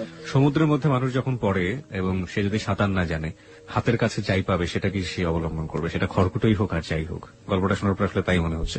শুনুন তারপর। তো এইভাবে কয়েকদিন যায়, অ্যাফেয়ার ওর সাথে আমার ভালো একটা রিলেশন হয়ে যায়। ও আমাকে মানে শিফট করে নিয়ে যায়, দিয়ে যায়, ওর সাথে যে কোনো ব্যাপারে আমি ওর সাথে শেয়ার করি, যে কোনো। শুধু একটা ব্যাপারই আমি বলি না যে আমার আগে একটা বিয়ে হয়েছিল, আমি অনেক ট্রাই করি বলার জন্য যে আমার এটা বলা উচিত, কিন্তু আমার মানে বলতে গেলেই ভয় হয় যে এটা বললে সম্ভবত ও আমার সাথে রিলেশন রাখবে না। কিন্তু ওর কথার মধ্যে অনেক সময় প্রকাশ পাইতো যে ও বলতো যে তোমার যদি 20টাও বিয়ে হয় তাতেও কোনো প্রবলেম নেই, তারপর আমি তোমাকে বিয়ে করবো। আচ্ছা, তার মানে আপনি বলে দিয়েছেন যে আপনি তাকে লাভ করেন? হ্যাঁ, দুজনের মধ্যে ওয়ার্ড দিয়ে হয়ে গেছে। হ্যাঁ, ওকে। তো ওর সাথে আমার রিলেশনটা ভালো চলতে থাকে। তো আমি যেখানে থাকি ওইখানে কেউই জানে না যে আমি ওই ছেলেটার ওয়াইফ, কেউ জানতো না। মানে কি বাড়ির লোকজন ছাড়া আশেপাশে কেউ? বাড়ির লোকজনও জানতো না, কারণ আমরা একটা ফ্ল্যাট বাসায় থাকতাম, কেউ জানতো না যে আমি ওই ছেলেটার ওয়াইফ। ওর ফ্যামিলি ছাড়া আশেপাশে কেউ জানতো না, কারো কাছে আমি তো বলতামই না, ওরও বলার প্রয়োজন হয় নাই, কারো কাছে বলতো না। তো আর আমি তো সবসময় আমার মতোই চলতাম। ওই এলাকার অনেকেই জানে যে ওই ছেলেটার সাথে আমার সাথে রিলেশন হয়, রুমেলের সাথে আমার সাথে রিলেশন, এটা ওই এলাকার অনেকেই জানে। আপনার তথাকথিত হাজবেন্ড যদি বলি যে জোর করে যে করলো, ও জানতো না? সব জানলে তো ওরও জানার কথা। ও পরে জানতে পারে। ওকে, যাই আমরা সিরিয়ালে যাই। তারপর কিছুদিন যাওয়ার পরে মানে ওদের বাসার সবাই, আমি যে বাসা থাকি ওই বাসার সবাই বেড়াইতে যায়, আমি যাই না। কোথায় বেড়াতে যায়? গাজীপুর। মানে ওরা ফ্যামিলি মিলে একটা কোথাও বেড়াতে যায়, আপনি যান না? ওকে, আমি যাই না, আপনি থেকে যান। আমি থেকে যাই। এর মধ্যে ও আবার বাইক অ্যাক্সিডেন্ট করে। বাইক অ্যাক্সিডেন্ট করার পরে ওর একটা ফ্রেন্ডের বাসায় কাছেই, ওর ফ্রেন্ডেরা সবাই জানতো, সবাই আমাকে চিনতো, তো কাছে ওর ফ্রেন্ডের বাসা। ওর ফ্রেন্ডের বাসায় কেউ থাকে না, সবাই বাড়িতে গেছে সবাই। তো ওর ফ্রেন্ডের বাসা প্রত্যেকদিন যায় আমি ওরে দেখে আসতাম। তো এর মধ্যে 26 মার্চ যেদিন বিকালে আমি আমার একটা ফ্রেন্ডের বাসায় গেছি। তো ওর কাছে এটা খুব খারাপ লাগছে যে আমি অ্যাক্সিডেন্ট করছি আর ও মনে হয় ঘুরতেছে। তো আমার ফোন দিয়ে বলতেছে ভালোই তো ঘুরতেছো। আমি বলবো ঘুরতেছি, আমি জাস্ট কিছু শীট বই টই নিয়ে ওর বাসায় গেছিলাম। তো আমি চলে আসি, চলে আসার পর আমি বলতেছি যে কোথায়, এখন তো তোমার সাথে দেখা করবো না। আমি কেন, আমি এখন এত কষ্ট করে চলে আসছি আর এখন দেখা করবো না মানে? পরে বলতেছে আচ্ছা ঠিক আছে তুমি বাসায় যাও, আমি তোমার ফোন দিচ্ছি। তো আমি বাসায় গেছি, তারপর ফোন দিচ্ছি সন্ধ্যার পর। তো ওই সন্ধ্যার পর ওর ওই ফ্রেন্ডের বাসায় গেছি, যাই কিছুক্ষণ গল্প টল্প করার পর আবার আমি বাসায় চলে আসছি। তো প্রত্যেক দিনই আমি রাতে যাওয়ার সময় ওর ওই ফ্রেন্ডের বাসায় যাই ওরে দেখে যেতাম। ও অ্যাক্সিডেন্ট করছে, ওর পায়ে ব্যান্ডেজ ট্যান্ডেজ করা ছিল, শরীরে বিভিন্ন ইয়েতে ব্যান্ডেজ করা ছিল, ছুলে টুলে গেছে। তো আমি ওই দিন প্রত্যেক দিনই ওরে দেখে যেতাম। এর মধ্যে ওরা যেদিন গাজীপুর গেছে ওই দিন তো আমি বলছি যে আমার বাসায় কেউ নেই। পরে বলতেছে যে আচ্ছা তুমি আসবা, এই বাসায় আসবা? পরে আমি বলছি আচ্ছা আসবো। তো ওই বাসায় গেছি, তো রাত্র হয়ে গেছে, প্রায় 11টা বেজে গেছে। তো বলতেছে এখন তুমি বাসায় যাবা? তো 11টা বেজে গেছে, বলতেছে তুমি বাসায় যাবা? আচ্ছা ঠিক আছে তুমি নিচে যাও, আমি তোমাকে দিয়ে আসবো। পরে দিয়ে আসছে। আমার পরীক্ষা শেষ হয়ে গেছে এপ্রিলের 16 তারিখ। ওই দিন প্রচুর বৃষ্টি হচ্ছে। তো সন্ধ্যার সময় আমার বলতেছে যে এখন যদি আমি সুস্থ থাকতাম তাহলে তোমার নিয়ে ভিজতাম বাইরে। তো আমি বলতেছি আচ্ছা ঠিক আছে, তো এখন কি প্রবলেম, ভিজো। পরেও আমার বলতেছে যে একা একা ভিজতে ভালো লাগে না, তুমি আসবা? আমি বলতেছি আচ্ছা আসবো। কোথায় আসবো? ওদের বাসার সামনে ওর আরেকটা ফ্রেন্ডের বাসা, তুমি ওই বলি সামনে আসো, তোমার নিয়ে আসবো আমরা। পরে আমি গেছি, যাওয়ার পরে ও নিয়ে গেছে ওই ফ্রেন্ডের বাসা। কনস্ট্রাকশনের কাজ চলছে, 5 তলা পর্যন্ত কাজ চলছে এখন। তো 5 তলা ছাদে নিয়ে গেছে। ছাদে নেওয়ার পর অনেক বৃষ্টি হয়েছে, তো আমরা ভিজছি, অনেকক্ষণ ভিজছি। ভিজার পর খুব ভালো লাগছিল, অনেকদিন পর মনে হয় একেবারে একটা রিল্যাক্স, খুব খুব এনজয় করছি আমি। ভিজার পর ঠান্ডা লাগতেছিল। 5 তলাটা যে হচ্ছে ওই রুম গুলোর ভিতরে ঢুকে গেছে। তো ভিতরে ঢুকে গেছি মতন ওর নিচ থেকে একটা তাওয়াল আনানোর ব্যবস্থা করছে, যে ভিজে গেছে ঠান্ডা লাগতেছে। তো একটা তাওয়াল আনছিল মতন মুছে টুছে ওইখানে দাঁড়াইছিলাম। এর মধ্যে কারেন্টটা চলে যায়। কারেন্টটা চলে যাওয়ার পর ওর ফ্রেন্ডরা ওই পাশে থাকে, সামনে থাকে, দেখতেছে যে কেউ আসছে কিনা। আর আমরা এই পাশে দাঁড়ায় কথা বলতেছি। তো আমি কারেন্টটা চলে যাওয়ার পর আমার ভয় লাগে যে আল্লাহ আমি এইখানে আসলাম, এতগুলা ছেলে না কি চিনি না জানি না, হয়তো কয়েকদিনের মাত্র পরিচয়, এর চেয়ে কয়েকদিনের রিলেশন, এর চেয়ে কত ডিপ রিলেশন থাকলেও মানুষের জীবনে কত অঘটন ঘটে যায়। কেন আসলাম আমি এখানে? আমি যতটুকু না ভয় পাচ্ছি তার চেয়ে বেশি ভয়ও পাচ্ছে। ও আমাকে প্রচুর ভয় পেতো, এটা আমার কাছে সবচেয়ে ভালো লাগতো। খুব ভয় পেতো আমার। ওকে, মেয়েরাকে আসলে এটা লাইক করে কিনা? মানে ছেলেরা তাদের দেখে ভয় পাবে, ইনফ্যাক্ট কাছের মানুষ তাদের দেখে ভয় পাবে, হয়তো লাইক করে না, আমি পরে ওকে জিজ্ঞাসা করছিলাম যে তুমি ভয় পেতা কেন? আমি তোমার ভয় পেতাম না, জাস্ট সম্মান করতাম যে আমি যদি তোমার সাথে ভুলেও কোনো ফল্ট করে থাকি তাহলে যদি তুমি চলে যাও, এর জন্য আমি তোমার ভয় পেয়ে থাকতাম। তারপরে কি হলো ওই সময়টা? ওটা বলেন, ওটা নিয়ে লোকজন খুব বেশি আগ্রহ পোষণ করছে যে ওই সময় কি হচ্ছে, সো রোমান্টিক সিচুয়েশন।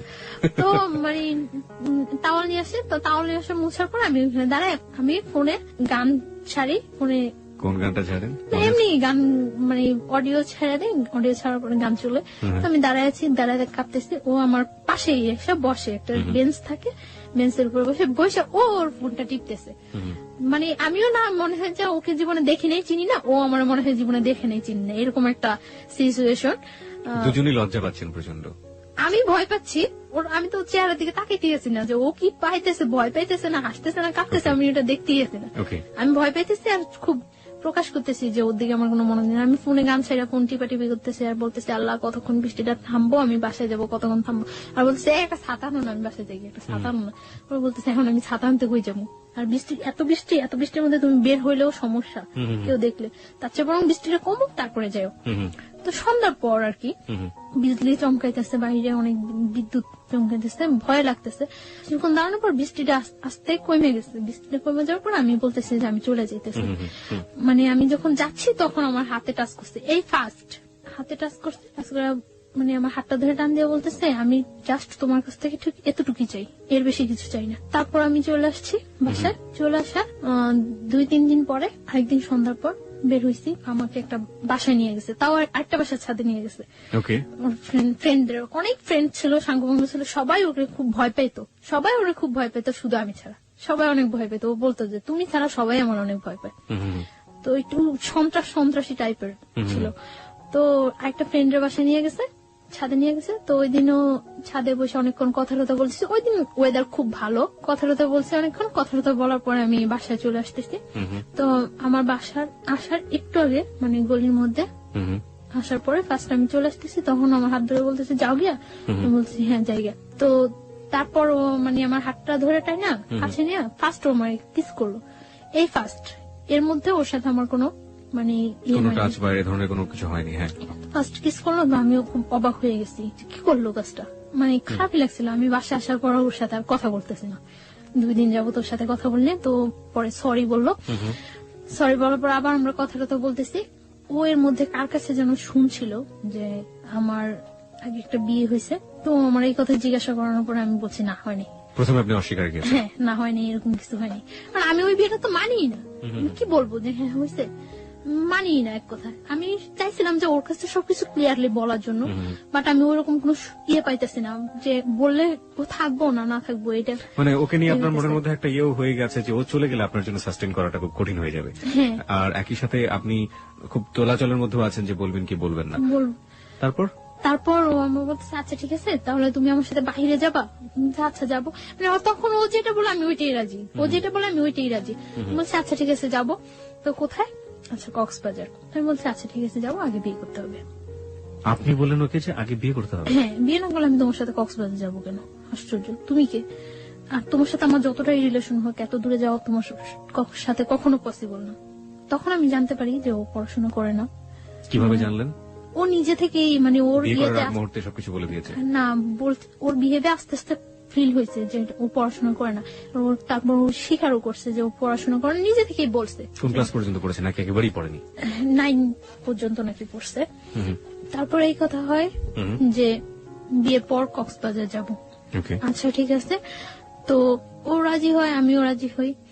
তারপর আমরা একটা মসজিদে কিছু ফ্রেন্ড সময় একটা মসজিদে হুজুরের মাধ্যমে বিয়ে করি। এবং আপনি তখনও জানালেন না যে আপনি বিবাহিত? না, তখন আমি জানাইনি যে আমি বিবাহিত। তো তখন ও শুনে একটু শুনে। তো ওর বাসা থেকে আমার বাসাটা ডিফারেন্স ছিল, আমি যে মাঝখানে 2টা বাসা। তো আমার মনের মধ্যে সবসময় এটা হতো যে ও যেহেতু আমাকে পছন্দ করে, আমার সাথে ওর অ্যাফেয়ার, ওকে আমার সম্বন্ধে খোঁজ খবর না নিছে, আর তাহলে ও কেন বলে এটা যে হ্যাঁ তোমার বিস্টে বিয়ে হলো আমি তোমাকে বিয়ে করবো। একটা প্রস্টিটিউট গালে রেখে কেউ বিয়ে করে ভালো করে না? তো ও সবসময় এই কথাগুলি বলতো, তার জন্য আমার মনের মধ্যে আরো হতো যে ও সম্ভবত জানে। তারপর হুজুর আমাদের বিয়ে পড়ানোর পরে কাগজ টাগজ সবকিছুই হয়। বিয়ের পর আমরা কক্সবাজার যাই, আমি ওর সাথে কক্সবাজার যাই।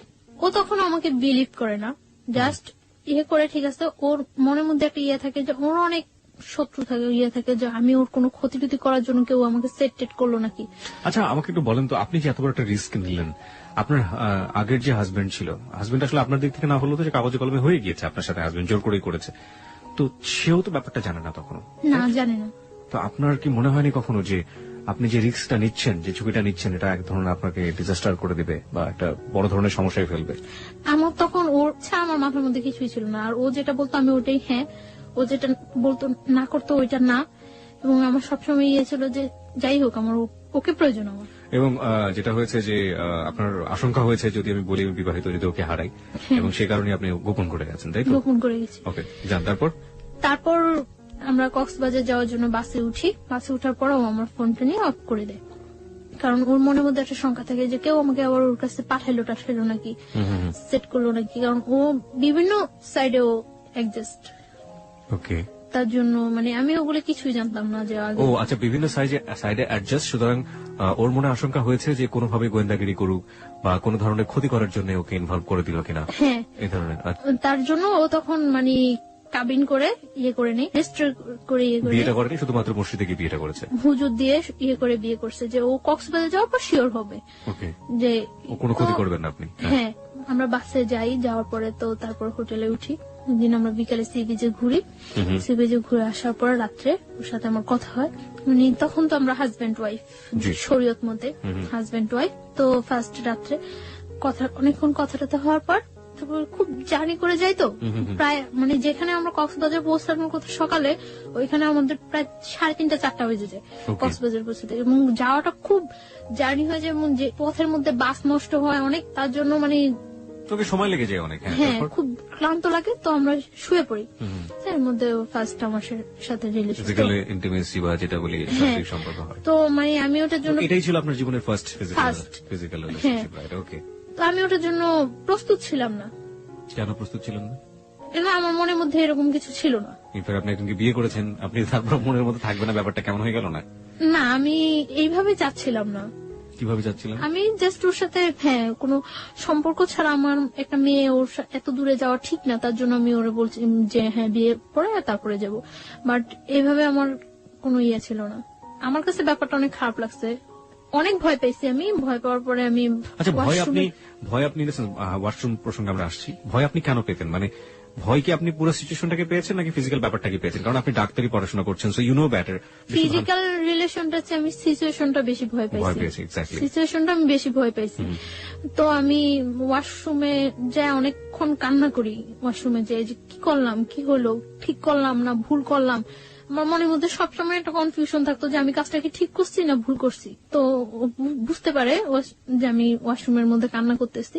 তো আমি অনেকক্ষণ পর যখন দরজা নক করার পর আমি ওয়াশরুমের দরজা খুলি, তো ও আমার টাওয়াল দেয়। তারপর আমি ফ্রেশ হয়ে ভিতরে এসে দেখতেছি যে ও হাত কেটে অনেক ব্লাড ইয়ে হয়েছে। তো আমার কাছে আবার অনেক খারাপ লাগে যে ও হাতটা কাটলো আমার জন্য, আমি এই সিনটা তো না করলেও পারতাম না। আমি বুঝতেছিলাম না যে আমি কি করছি, কি করা উচিত, বা আমি ভুল করতেছি না ঠিক করতেছি। শুধু আমার এর মধ্যে আমি একটা জিনিস ফিল করি যে আমি কোনো কিছু না করলে হয়তো বা ও আমার ছেড়ে চলে যাবো। আর ভয় পাইছি, এতটা দূরে গেছি, কখনো যাই নাই ওইখানে, কাউকে চিনি না, তার জন্য অনেকটা ভয় পাইছি।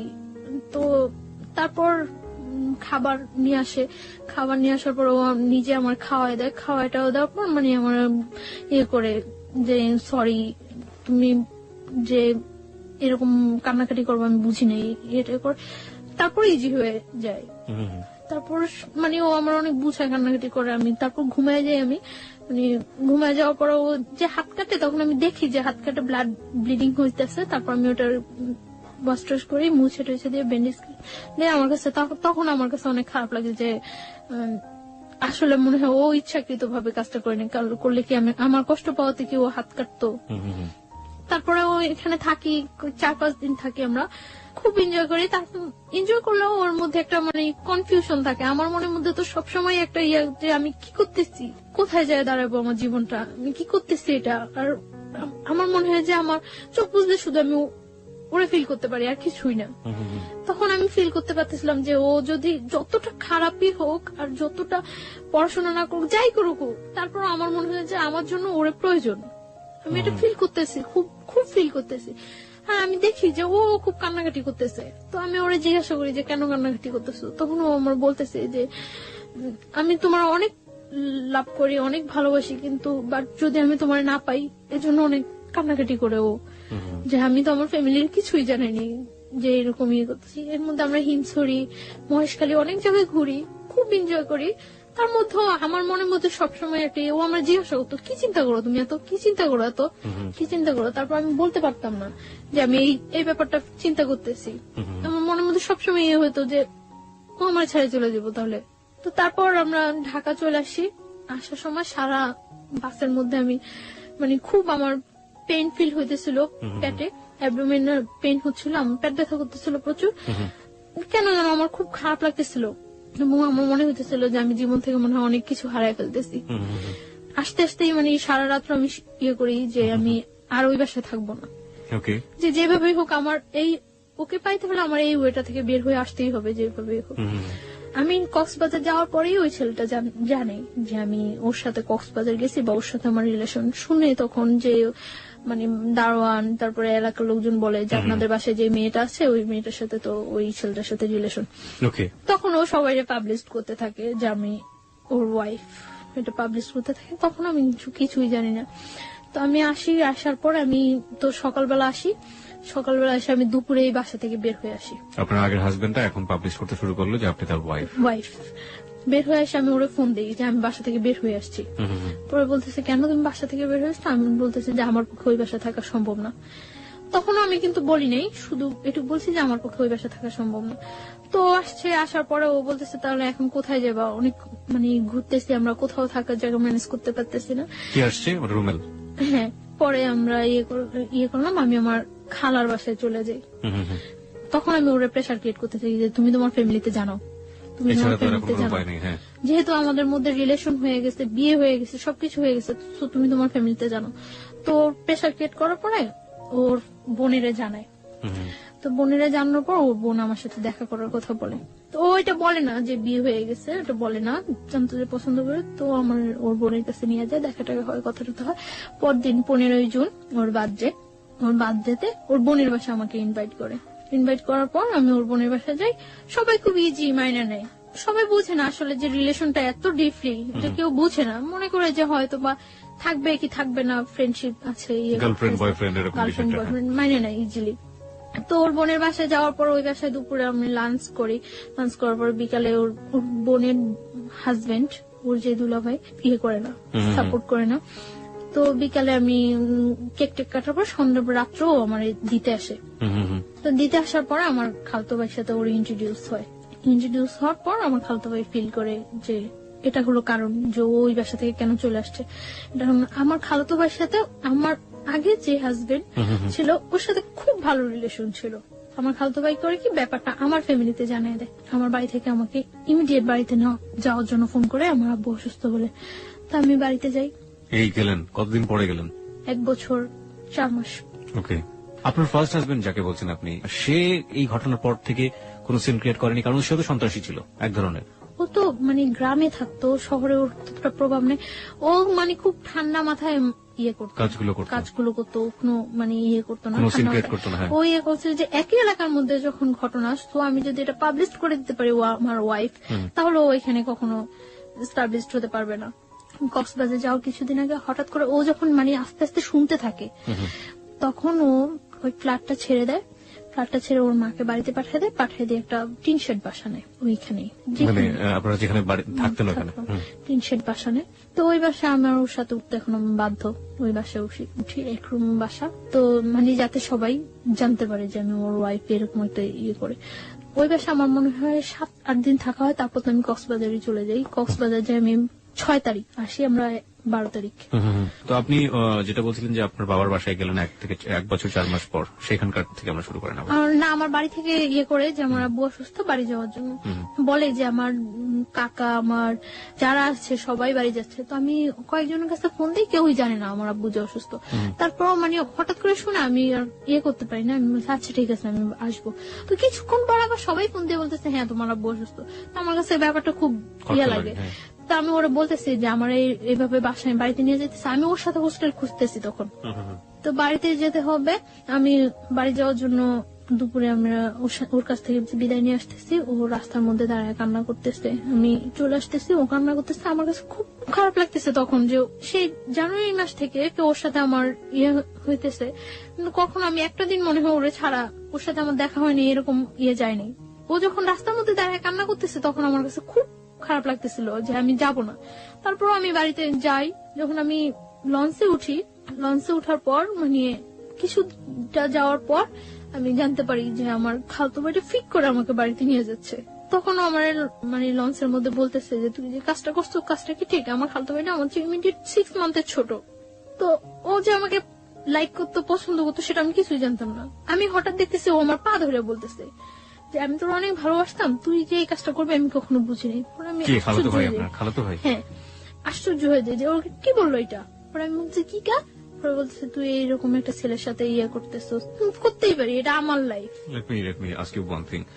আপনার কি ফার্স্ট লাইফটা সম্পর্কে সে জানতো না যে আপনি? হ্যাঁ, জানতো। তারপরে এবং ফার্স্ট লাইফটা আমার যতটুকু মানে সাপোর্ট করার ও আমার তখন করতো, যে এইভাবে এইভাবে তুই বাইরে আসবি ওইখান থেকে, এইভাবে এইভাবে ইয়ে করবি। ওর সাথে আমার সাথে জাস্ট একটা ফ্রেন্ডের মতো ছিল আমার খালতো ভাইটার সাথে আমার সাথে। ওকে, যখন দেখলো যে আপনি বাইরে হয়েই গেছেন অন্য একজনের সাথে, তখন গিয়ে সে আপনার পা ধরতেছে যে না তুই এটা করতে পারবি না। ওকে, হ্যাঁ, এবং আমার ফার্স্ট লাইফটা মানে যত সমস্যাগুলি সিনক্রেট করছি আমি ওই বাসায়, সবটা ওর ইয়াতে করছি।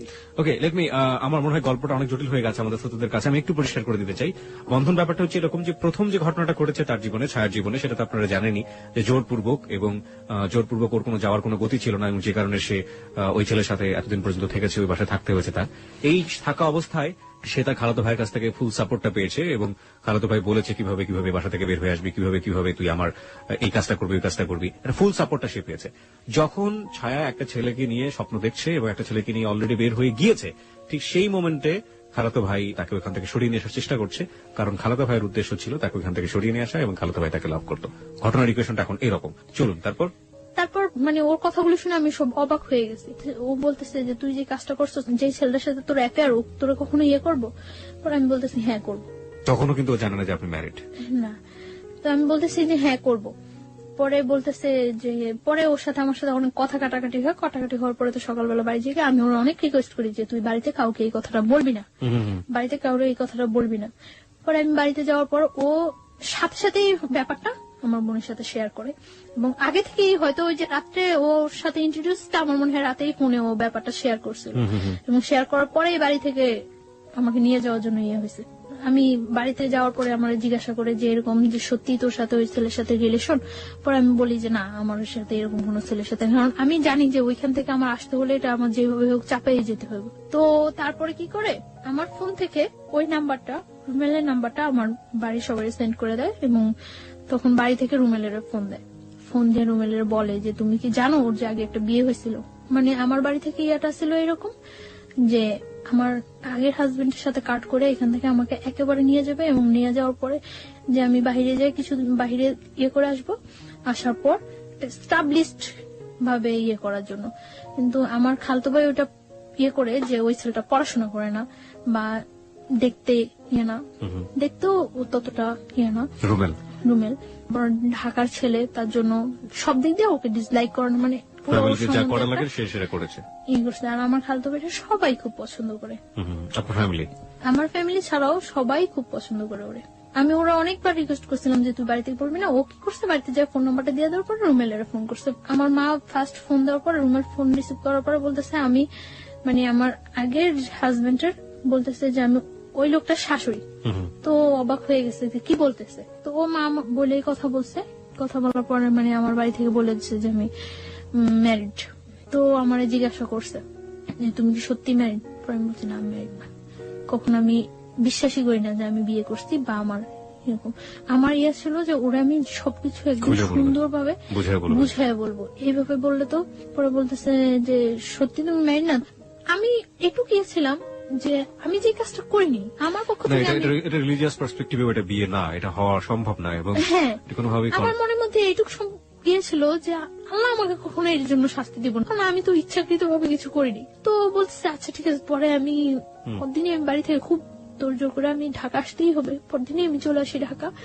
এক কথায় পালাই চলে আসি ঢাকা, বাড়ি থেকে পালাই চলে আসি, দুপুরবেলা পালাই চলে আসি। আসার পর পরদিন সকালে আসি, আসার পরে আমার মনের মধ্যে কেনই যেন একটা এক্সট্রা সাহস হয়ে গেছিল যে আমি তো এই কাজটা করিনি, তো আমি অন্তত আল্লাহর সাপোর্টটা তো কম। তো আমরা তখন বলতেছো মিথ্যা হলে কিন্তু তুমি পাগল হয়ে যাবে, এটা হইব এটা কিচ্ছু হবে না, আমার কিচ্ছু হবে না।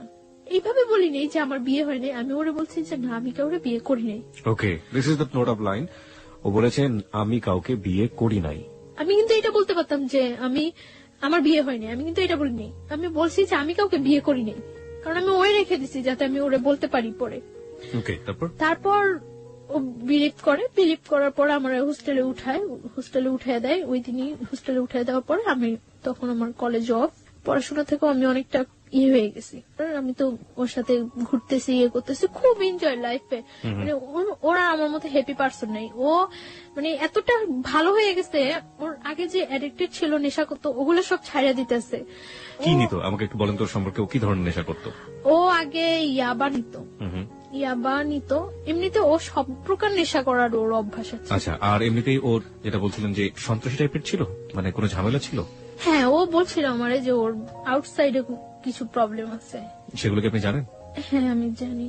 ওকে, মানে you want to share with us or not? Not. আপনি শেয়ার করতে চাচ্ছেন না? না। আমরা ধরে নিচ্ছি ও যাকে ভালোবাসে রোমেল, সে এমন একটা জগতের সাথে জড়িত যেটার সাথে আসলে সাধারণ মানুষের ভালো চোখে দেখার কথা না, কিন্তু ও যে জায়গাটা থেকে রোমেলকে দেখে সেই জায়গাটা অনেক পবিত্র একটা জায়গা। আমরা সেই জায়গাটা থেকে দেখতে চাই রোমেলকে, এবং ও চেষ্টা করে যাচ্ছে রোমেলকে ভালো করার জন্য, এবং রোমেলও সেই জায়গাটা থেকে ভালো হওয়ার জন্য নিজেকে পরিবর্তন করার চেষ্টা করছিল। আমরা এই পজিটিভ জিনিসটাকে হাইলাইট করতে চাই। চলুন তারপর। তো দেখা যেত আগে প্রচুর পরিমাণে স্মোক করতো। যখন আমার সাথে এরকম ডিপ রিলেশন যাচ্ছে, ও তখন দিনে 2-3টা সিগারেট খাচ্ছে, মানে তাও আমাকে বলে বলে খাচ্ছে। না, আমি চাচ্ছি যে ওর লাইফটা আমি এইভাবে ইয়ে করে দেব যাতে ও কখনো এটা ইয়ে করতে না পারে যে আমি আগে একটা বিয়ে হয়েছে তার জন্য ও আনহ্যাপি না। আমার সবসময় চিন্তা থাকতো যে আমি যদি কোনো একটু ভালো করি তার চেয়ে বেটার যাতে ও করতে পারে। আমি সবসময় এটা ফিল করতাম যে আমার ফ্যামিলিটা আমার কাছে ফ্যামিলি না, ওর ফ্যামিলিটা যাতে আমার কাছে ফ্যামিলি। আপনাকে তখন খরচটা দিত কে?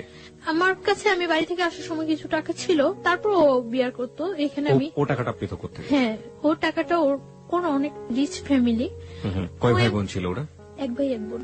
ও একা ছিল? একা ছিল। বাবা কি করতেন? বাবা মারা গেছে। সো ও কি বড় ছিল? ও ছোট। ছোট ছিল, বোনের বিয়ে হয়ে গেছে। বুঝতেই পারছেন তার জন্য টাকা ম্যানেজ করা কোনো ব্যাপার না।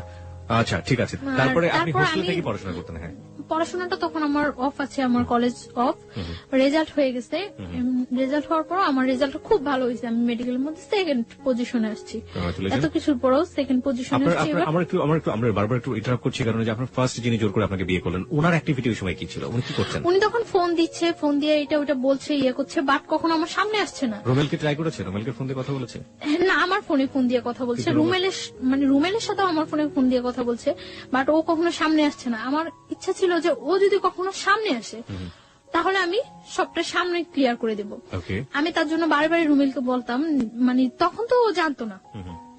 তখন ওই ছেলেটা মানে বলতো তখন আমি তো বলিনি, ওই ছেলেটা বলতো। তখন আমি বলতাম যে আচ্ছা ওই ছেলেটা তুমি সামনে আসতে বলো। সামনে আসার পরে আমি বুঝছিলাম যে ওই ছেলেটা যদি সামনে আসে, সামনে আসার পরে আমি সব ক্লিয়ার। আপনারা খুব সুন্দর একটা সময় পার করছিলেন দুজনে মিলে। হ্যাঁ, ওখান থেকে শুরু করতে চাই। হ্যাঁ, খুব সুন্দর যাচ্ছিল। এর মধ্যে আমি রোজার ঈদে আমি বাড়ি যাই। বাড়ি যাওয়ার পর মানে আমার ফ্যামিলি থেকে একটা প্রেসার ক্রিয়েট হয়। তো একদিন ওর সাথে আমি ফোনে কথা বলতেছি, কথা বলার সময় মানে একটু ঝগড়া হচ্ছে। তো ঝগড়া হচ্ছে মনে আমি ওরা বলতেছি যে নিজের ওয়াইফের সম্মান দিতে পারো না, কথাগুলো বলতেছি। আমার আম্মু আরেক রুম থেকে শুনতেছে, আমি জানি না যে শুনতেছে। তো আমার আম্মু আমার জিজ্ঞাসা করলো যে কি ব্যাপারটা কি। পরে আমি চুপচাপ ছিলাম। তো চুপচাপ থাকার পর আম্মু আমাকে অনেকক্ষণ বকাবকি করলো। তো আমি পরে ওরে ফোন দিছে, মনে আমি বলতেছি যে তোমার জন্য আমি আজকে এতগুলি বকা শুনলাম। পরে ও আমার মার ফোনে ফোন দিছে মনে আমার মা বলতেছে যে ব্যাপারটা কি আসলে তোমাদের। তো আমার মাকে বলতেছে যে আপনারা কেউ ওর সাথে খারাপ বিহেভ করবেন না। পরে বলতেছে তুমি এই কথা বলতেছো না? তো ও বলতেছে যে ও আমার ওয়াইফ, আপনারা ওর সাথে কেন খারাপ বিহেভ করবেন? তো আমার মা বলতেছে ও যে তোমার ওয়াইফ, এটা কাগজপত্র আছে তোমার কাছে? পরে বলতেছে হ্যাঁ আছে। তো আমার মা বলতেছে যে কত টাকা কাবিন করে তুমি আমার মেয়ের বিয়ে করছো? পরে ও বলতেছে 50 লাখ টাকা। সত্যি করে বলো তোমার সাথে ওর বিয়ে হয়েছে? পরে বলতেছে হ্যাঁ, ওর আমার সাথে বিয়ে হয়েছে। আপনারা ওর ইচ্ছাগুলো আটকে রাখতে পারবেন না, আমি কিন্তু জোর করে হলো ওর কাগজপত্র দেখায় আইনের ব্যবস্থা নিয়ে ওরা নিয়ে আসবো। আমার জিজ্ঞাসা করছে মতো আমি বলছি হ্যাঁ হয়েছে। আস্তে আস্তে চুপচাপ হয়ে গেছে এবং চাইতেছে যে ওর সাথে ফেস টু ফেস দেখা করে কথা বলে ইয়ে করার জন্য। পরে রোজার ঈদের পরে আমি ঢাকা চলে আসছি। আমি আসার পরে আমরা সিলেট যাই ঘুরতে। ওর ফ্যামিলি থেকে জান না যে আমার নিয়ে সিলেট যায়, তখনও জান না যে কি হয়। তো আমি সিলেট থেকে আসার পরে এখন বলি যে তুমি তোমার বাসায় বলো যে আমার ফ্যামিলির সাথে কথা বলার জন্য। তো ওর বাসার কিছুতে এটা বলতে পারে না। আমি ওর বাসায়ও যাই, তখন ওর বাসায়ও যাতায়াত করি, ফ্যামিলির সবার সাথে আমার সাথে পরিচয় আছে। তো আমি একদিন ওর বাসায় যাই, বাসায় যাওয়ার পরে আমার সামনে ওর বোনের আমি সিরিয়াসলি বলি, বাট ও হাসতেছে। তো ওর বোন এটাও ততটা সিরিয়াসলি নেয় না। কিছুদিন পরে আমার আব্বু আম্মু ঢাকা আসে, আমার মার সাথে ফেস টু ফেস দেখা করার পরে আমার মা বলছে ওরা যে তুমি কি করতে চাও এখন? তো কি করে ও আমার বলে যে কাগজপত্র ইয়ে করে আমরা কাজী দিয়ে ইয়ে করি, রেজিস্ট্রেশন করি। আচ্ছা ঠিক আছে, ওকে। অগাস্টের 12 তারিখ আমরা বিয়ে করি। ও বলে যে 1 লাখ টাকা কাবিন করবো। আমি সেটাই রাজি হয়ে যাই, কারণ আমার মনের মধ্যে কোনো টাকাটা কোনো ফ্যাক্টই ছিল না। ও বলে যে 1 লাখ টাকা কাবিন করবো, আমি ওকে ডান 1 লাখ টাকা কাবিন। ওরা যেভাবে ইয়ে করছে, ওর ফ্রেন্ড নিয়ে গেছে, যেভাবে ইয়ে করছে ওইভাবে। তো বিয়ে করার পরে ও এখন আর আমার বাইরে রাখবো না, ওর বাসায় নিয়ে যাবে। তো আমি চাইছিলাম যে তখন কিছুদিন বাইরে থাকি এবং ওর সাথে আমি ব্যাপারটা শেয়ার করি, কিন্তু ও খুব তো জোর করে বাসায় নিয়ে যাওয়ার জন্য ওর দুলাভাই ওরে বলে যে বিয়ে যখন করছো তখন বউ বাইরে রাখবা কেন। ওর বোন এর আগে আমার ফোন দেয়, বাসায় যাওয়ার আগে ওর বোন আমার ফোন দেয়, ফোন দিয়ে বলে যে তুমি আইসো না বাসায়, তুমি আইসো না, ও কোনো কাজ করে না, তোমার কি খাওয়াইবো, তোমার খাওয়াইতে হইলে আমাকেই খাওয়াইতে হইব, তুমি এখন আইসো না। আমি তখন মনে মনে ফিল করতেছিলাম যে ও যদি কিছু নাও করতে পারে কখনো, আমি তো করতে পারবো। ও যদি কিছু নাও করে, আমি ওর মতো ওর ফ্যামিলিতে বিয়ার করা আমার পক্ষে কোনো ইয়ে হবে না, যেহেতু আমি ইয়েটা কন্টিনিউ করতেছি এবং আমার রেজাল্টটা এত ভালো, তো আমার এটা কোনো প্রবলেমই হবে না। তো ও নিতে আসে আমারে হোস্টেলের ওইখানে, তো আমি যাই ওর সাথে, বাসায় যাই। ওর বাসায় যাওয়ার পরে ওর মা কিছুতেই আমার সাথে ইয়ে করতেছে না। তারপর ওর বোন আসে, তো মোটামুটি ভাবে তো মাইনে নেয়। তখন ওর সাথে আমার থাকতে দেওয়া হয় না, আমি ওর মার কাছে থাকি, ওর রুমে থাকে। তো এটা ওর কাছে অনেক ইয়া লাগে যে আমি এই পাশে থাকি। ও বারে বারে আমার কাছে ডাকে, আমাকে রাতে 12টার দিকে ডাকে, তো আমি ওর রুমে যাই। ও ফুল সাউন্ডে গান ছাড়ে রুমের মধ্যে, ফুল সাউন্ডে গান ছাড়ার পর ও আমার সাথে কথা টথা বলে, তো অনেকক্ষণ ওই রুমে থাকি। থাকি কি হাজবেন্ড ওয়াইফ রিলেশন হয় ওখানে। হ্যাঁ, তারপর আমি বলি যে মা কি মিন করবো, আমি চলে যাই। ও বলতেছে না তুমি এখানে ঘুমাও, প্রবলেম নাই। আমি বলছি না আমি চলে যাই। পরে আমি মানে মার রুমে চলে আসি, মার কাছে ঘুমাই। তো এভাবে 3 দিন চলে যায়। 3 দিন পরে ওই এলাকার লোকজন আস্তে আস্তে জানতে থাকে, মানে সবাই তখন যখন বউ দেখতে আসে সবাই আস্তে আস্তে এইভাবে, তো আস্তে আস্তে ওই এলাকার লোকজন জানতে পারে যে আমার সাথে ওর বিয়ে হয়েছে। তো এলাকার লোকজন বলে যে এই মেয়েটা আগে একটা বিয়ে হয়েছে, এরকম ইয়ে করে। মানে ওই বাসায় কেউ এটা খুব স্বাভাবিক ভাবে তো মানেই না, খুব অস্বাভাবিক হয়ে যায় সবাই, অস্বাভাবিক হয়ে যায়। তারপর আমি ওরে বলি যে তুমি কি চাও, তুমি আমার রাখতে চাও নাকি, রাখতে চাইলে চলো আমরা এখান থেকে অন্য কোথাও চলে যাই, সবকিছু সিচুয়েশন ঠিক হয়ে গেলে তারপরে চলে আসবো। ওরা আমি এটা বলি, ও আমার ফুললি সাপোর্ট দেয়। আমি যে কোনো একটা কিছু করব বা সবাইকে আমি কিছু বলবো বা কোনো একটা, ও আমার সবসময় চাপায় রাখে এবং ওটা ফুললি সাপোর্ট দেয় যে না সবকিছু ঠিক হয়ে যাবে, সবকিছু ঠিক হয়ে যাবে। ওর উপরেই আমার 100% ভরসা থাকে। হইতেছে আমার বাড়িতে ফোন করছে, ওর বোন দুলাভাই ফোন করছে। ফোন করে নাকি আমার বাড়িতে অনেক হুমকি টুমকি দিয়ে থ্রেট করে যে আমি এখানে আসছি, আমার যে কোনো একটা প্রবলেম করবো আমার এসে নিয়ে যাওয়ার জন্য করে। তো আমার বাড়ি থেকে অনেক রিকোয়েস্ট করে যে ওর সাথে কিছু করে না, আমরা ওরে নিয়ে আসার ব্যবস্থা করতেছি, আমরা আসতেছি। তো আমার বাড়ি থেকে আমার ফ্যামিলি পার্সনরা আসে, আমার মা আসে। 20 সেপ্টেম্বর আমার বার্থডে, ওই দিন সন্ধ্যার পর তো ওর বাসায় সবাই খুব বাজে ভাষায় বকাবকি করে, অনেক বাজে কথা বলে। এগুলো আমার কাছে অনেক খারাপ লাগে, কিন্তু আমি তারপরেও মানে কানে নেই না কোনো কথা। এরকম চুপচাপ ওর রুমের মধ্যে বসে থাকি। 3 দিন যাবত আমি চুপচাপ ওর রুমের মধ্যে বসে থাকি। ও বাইরে থেকে আসার পরে আমি বলি যে তুমি কি আমার নিয়ে চলে যাবা নাকি কি করবা, তুমি কি করতে চাও।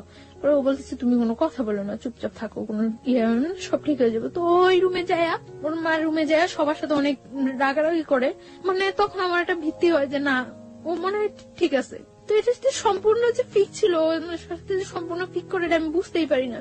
তো রাত্রে আমি ওরা অনেক রিকোয়েস্ট করি যে দেখো আমার তোমার ছাড়া পসিবল না।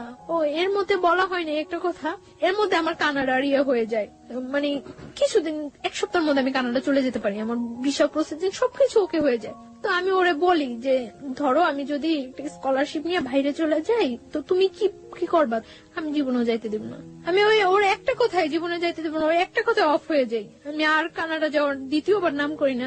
আমার লাইফের সব চরম ভুল এই জায়গায় যে আমি ওইটাই ছাইড়া দিছি। তারপরে কি হলো? ওরা আমি অনেক রিকোয়েস্ট করি যে দেখো তুমি কি করবা, কি ইয়ে করতে। ও বলতেছে যে তুমি আমার সাথে থাকতে পারবা না। আমি বলছি হ্যাঁ পারবো। ওই 3 দিন আমার ওর সাথে আমি থাকতেছি। ওই দিন মানে আমার বার্থডে দিন রাত্রে ও আমার খুব হাসাইলো।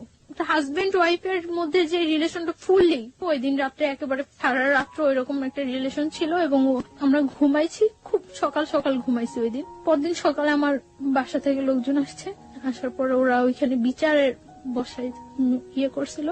বিচার কেন হবে?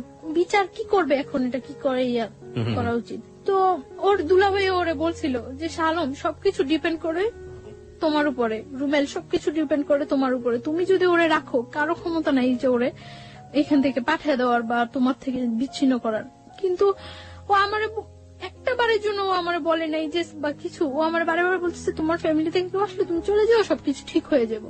যখন বিচার বসলো, বিচারের মধ্যে ও বলতেছে মানে ফার্স্ট টু লাস্ট আমাদের অ্যাফেয়ারের ঘটনাটা বলতেছে। বলার পর ও বললো যে আমার পক্ষে ওরে রাখা সম্ভব না। তখন আমি আশ্চর্য হয়ে গেছি যে ও এটা কি বললো। কালকে রাত্রে সামান্য কয়েকটা ঘন্টাও এতটা চেঞ্জ, আমি হতবাক হয়ে গেছি যে ও কি বললো। ও বারে বারে সবাই ওরে জিজ্ঞাসা করতেছে যে তুমি যেটা করবা সেটাই হইব, তুমি যেটা বলবা সেটাই হইব।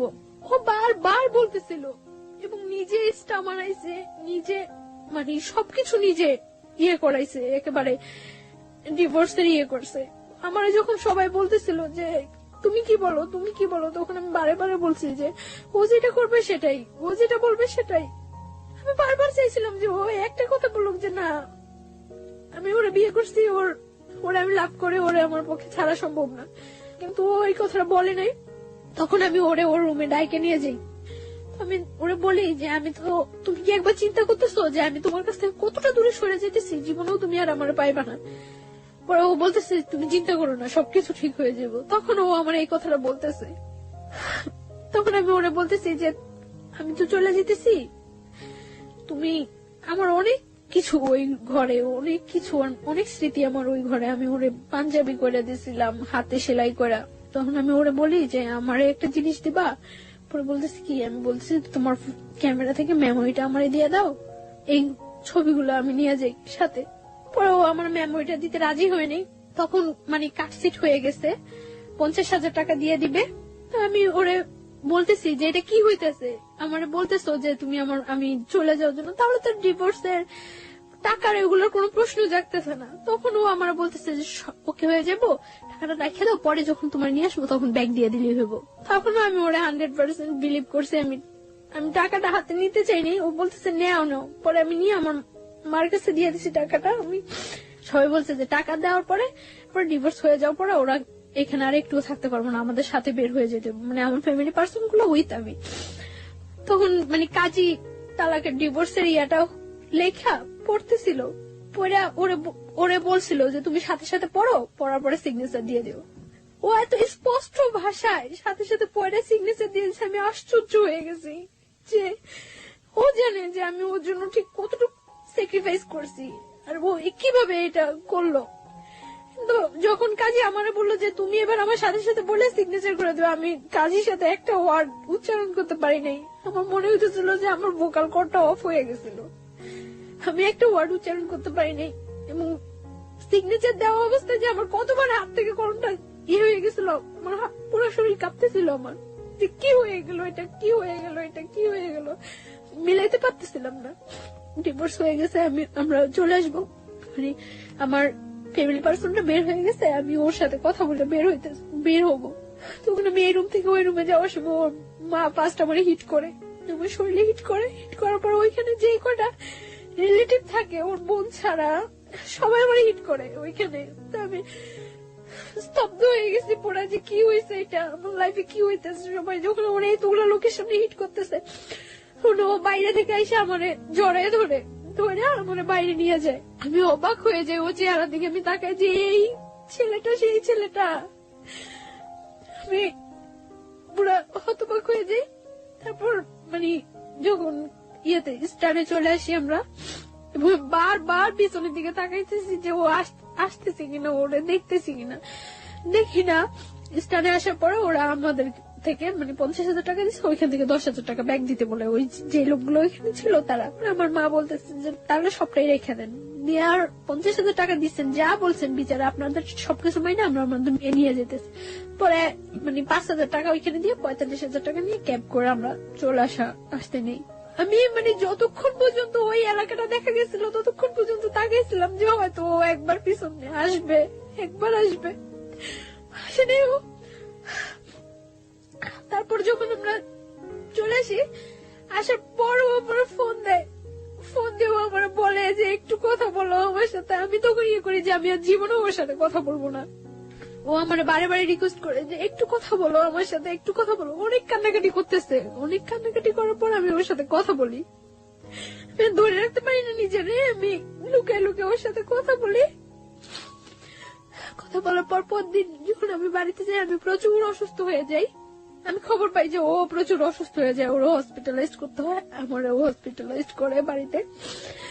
আমি একবার মেন্টালি সিক হয়ে যাই, পাগলের মতো হয়ে যাই। তো ও ইমিডিয়েট আমার হসপিটালাইজড করে আইসিইউতে নিয়ে যায়। আইসিইউতে যখন নিয়ে যায় তখন আমার বাবা বলতেছে যে মা তোর কাছে আমার অনুরোধ, তুই ওই ছেলের কথা আর চিন্তা করিস না। কিন্তু আমি পারি না, বারবার ওর কথা আমার মনে হয়, তখন আমার মনে হইতেছে আইসিইউতেও আমি মনে হয় সামনে ওরে দেখতেছি।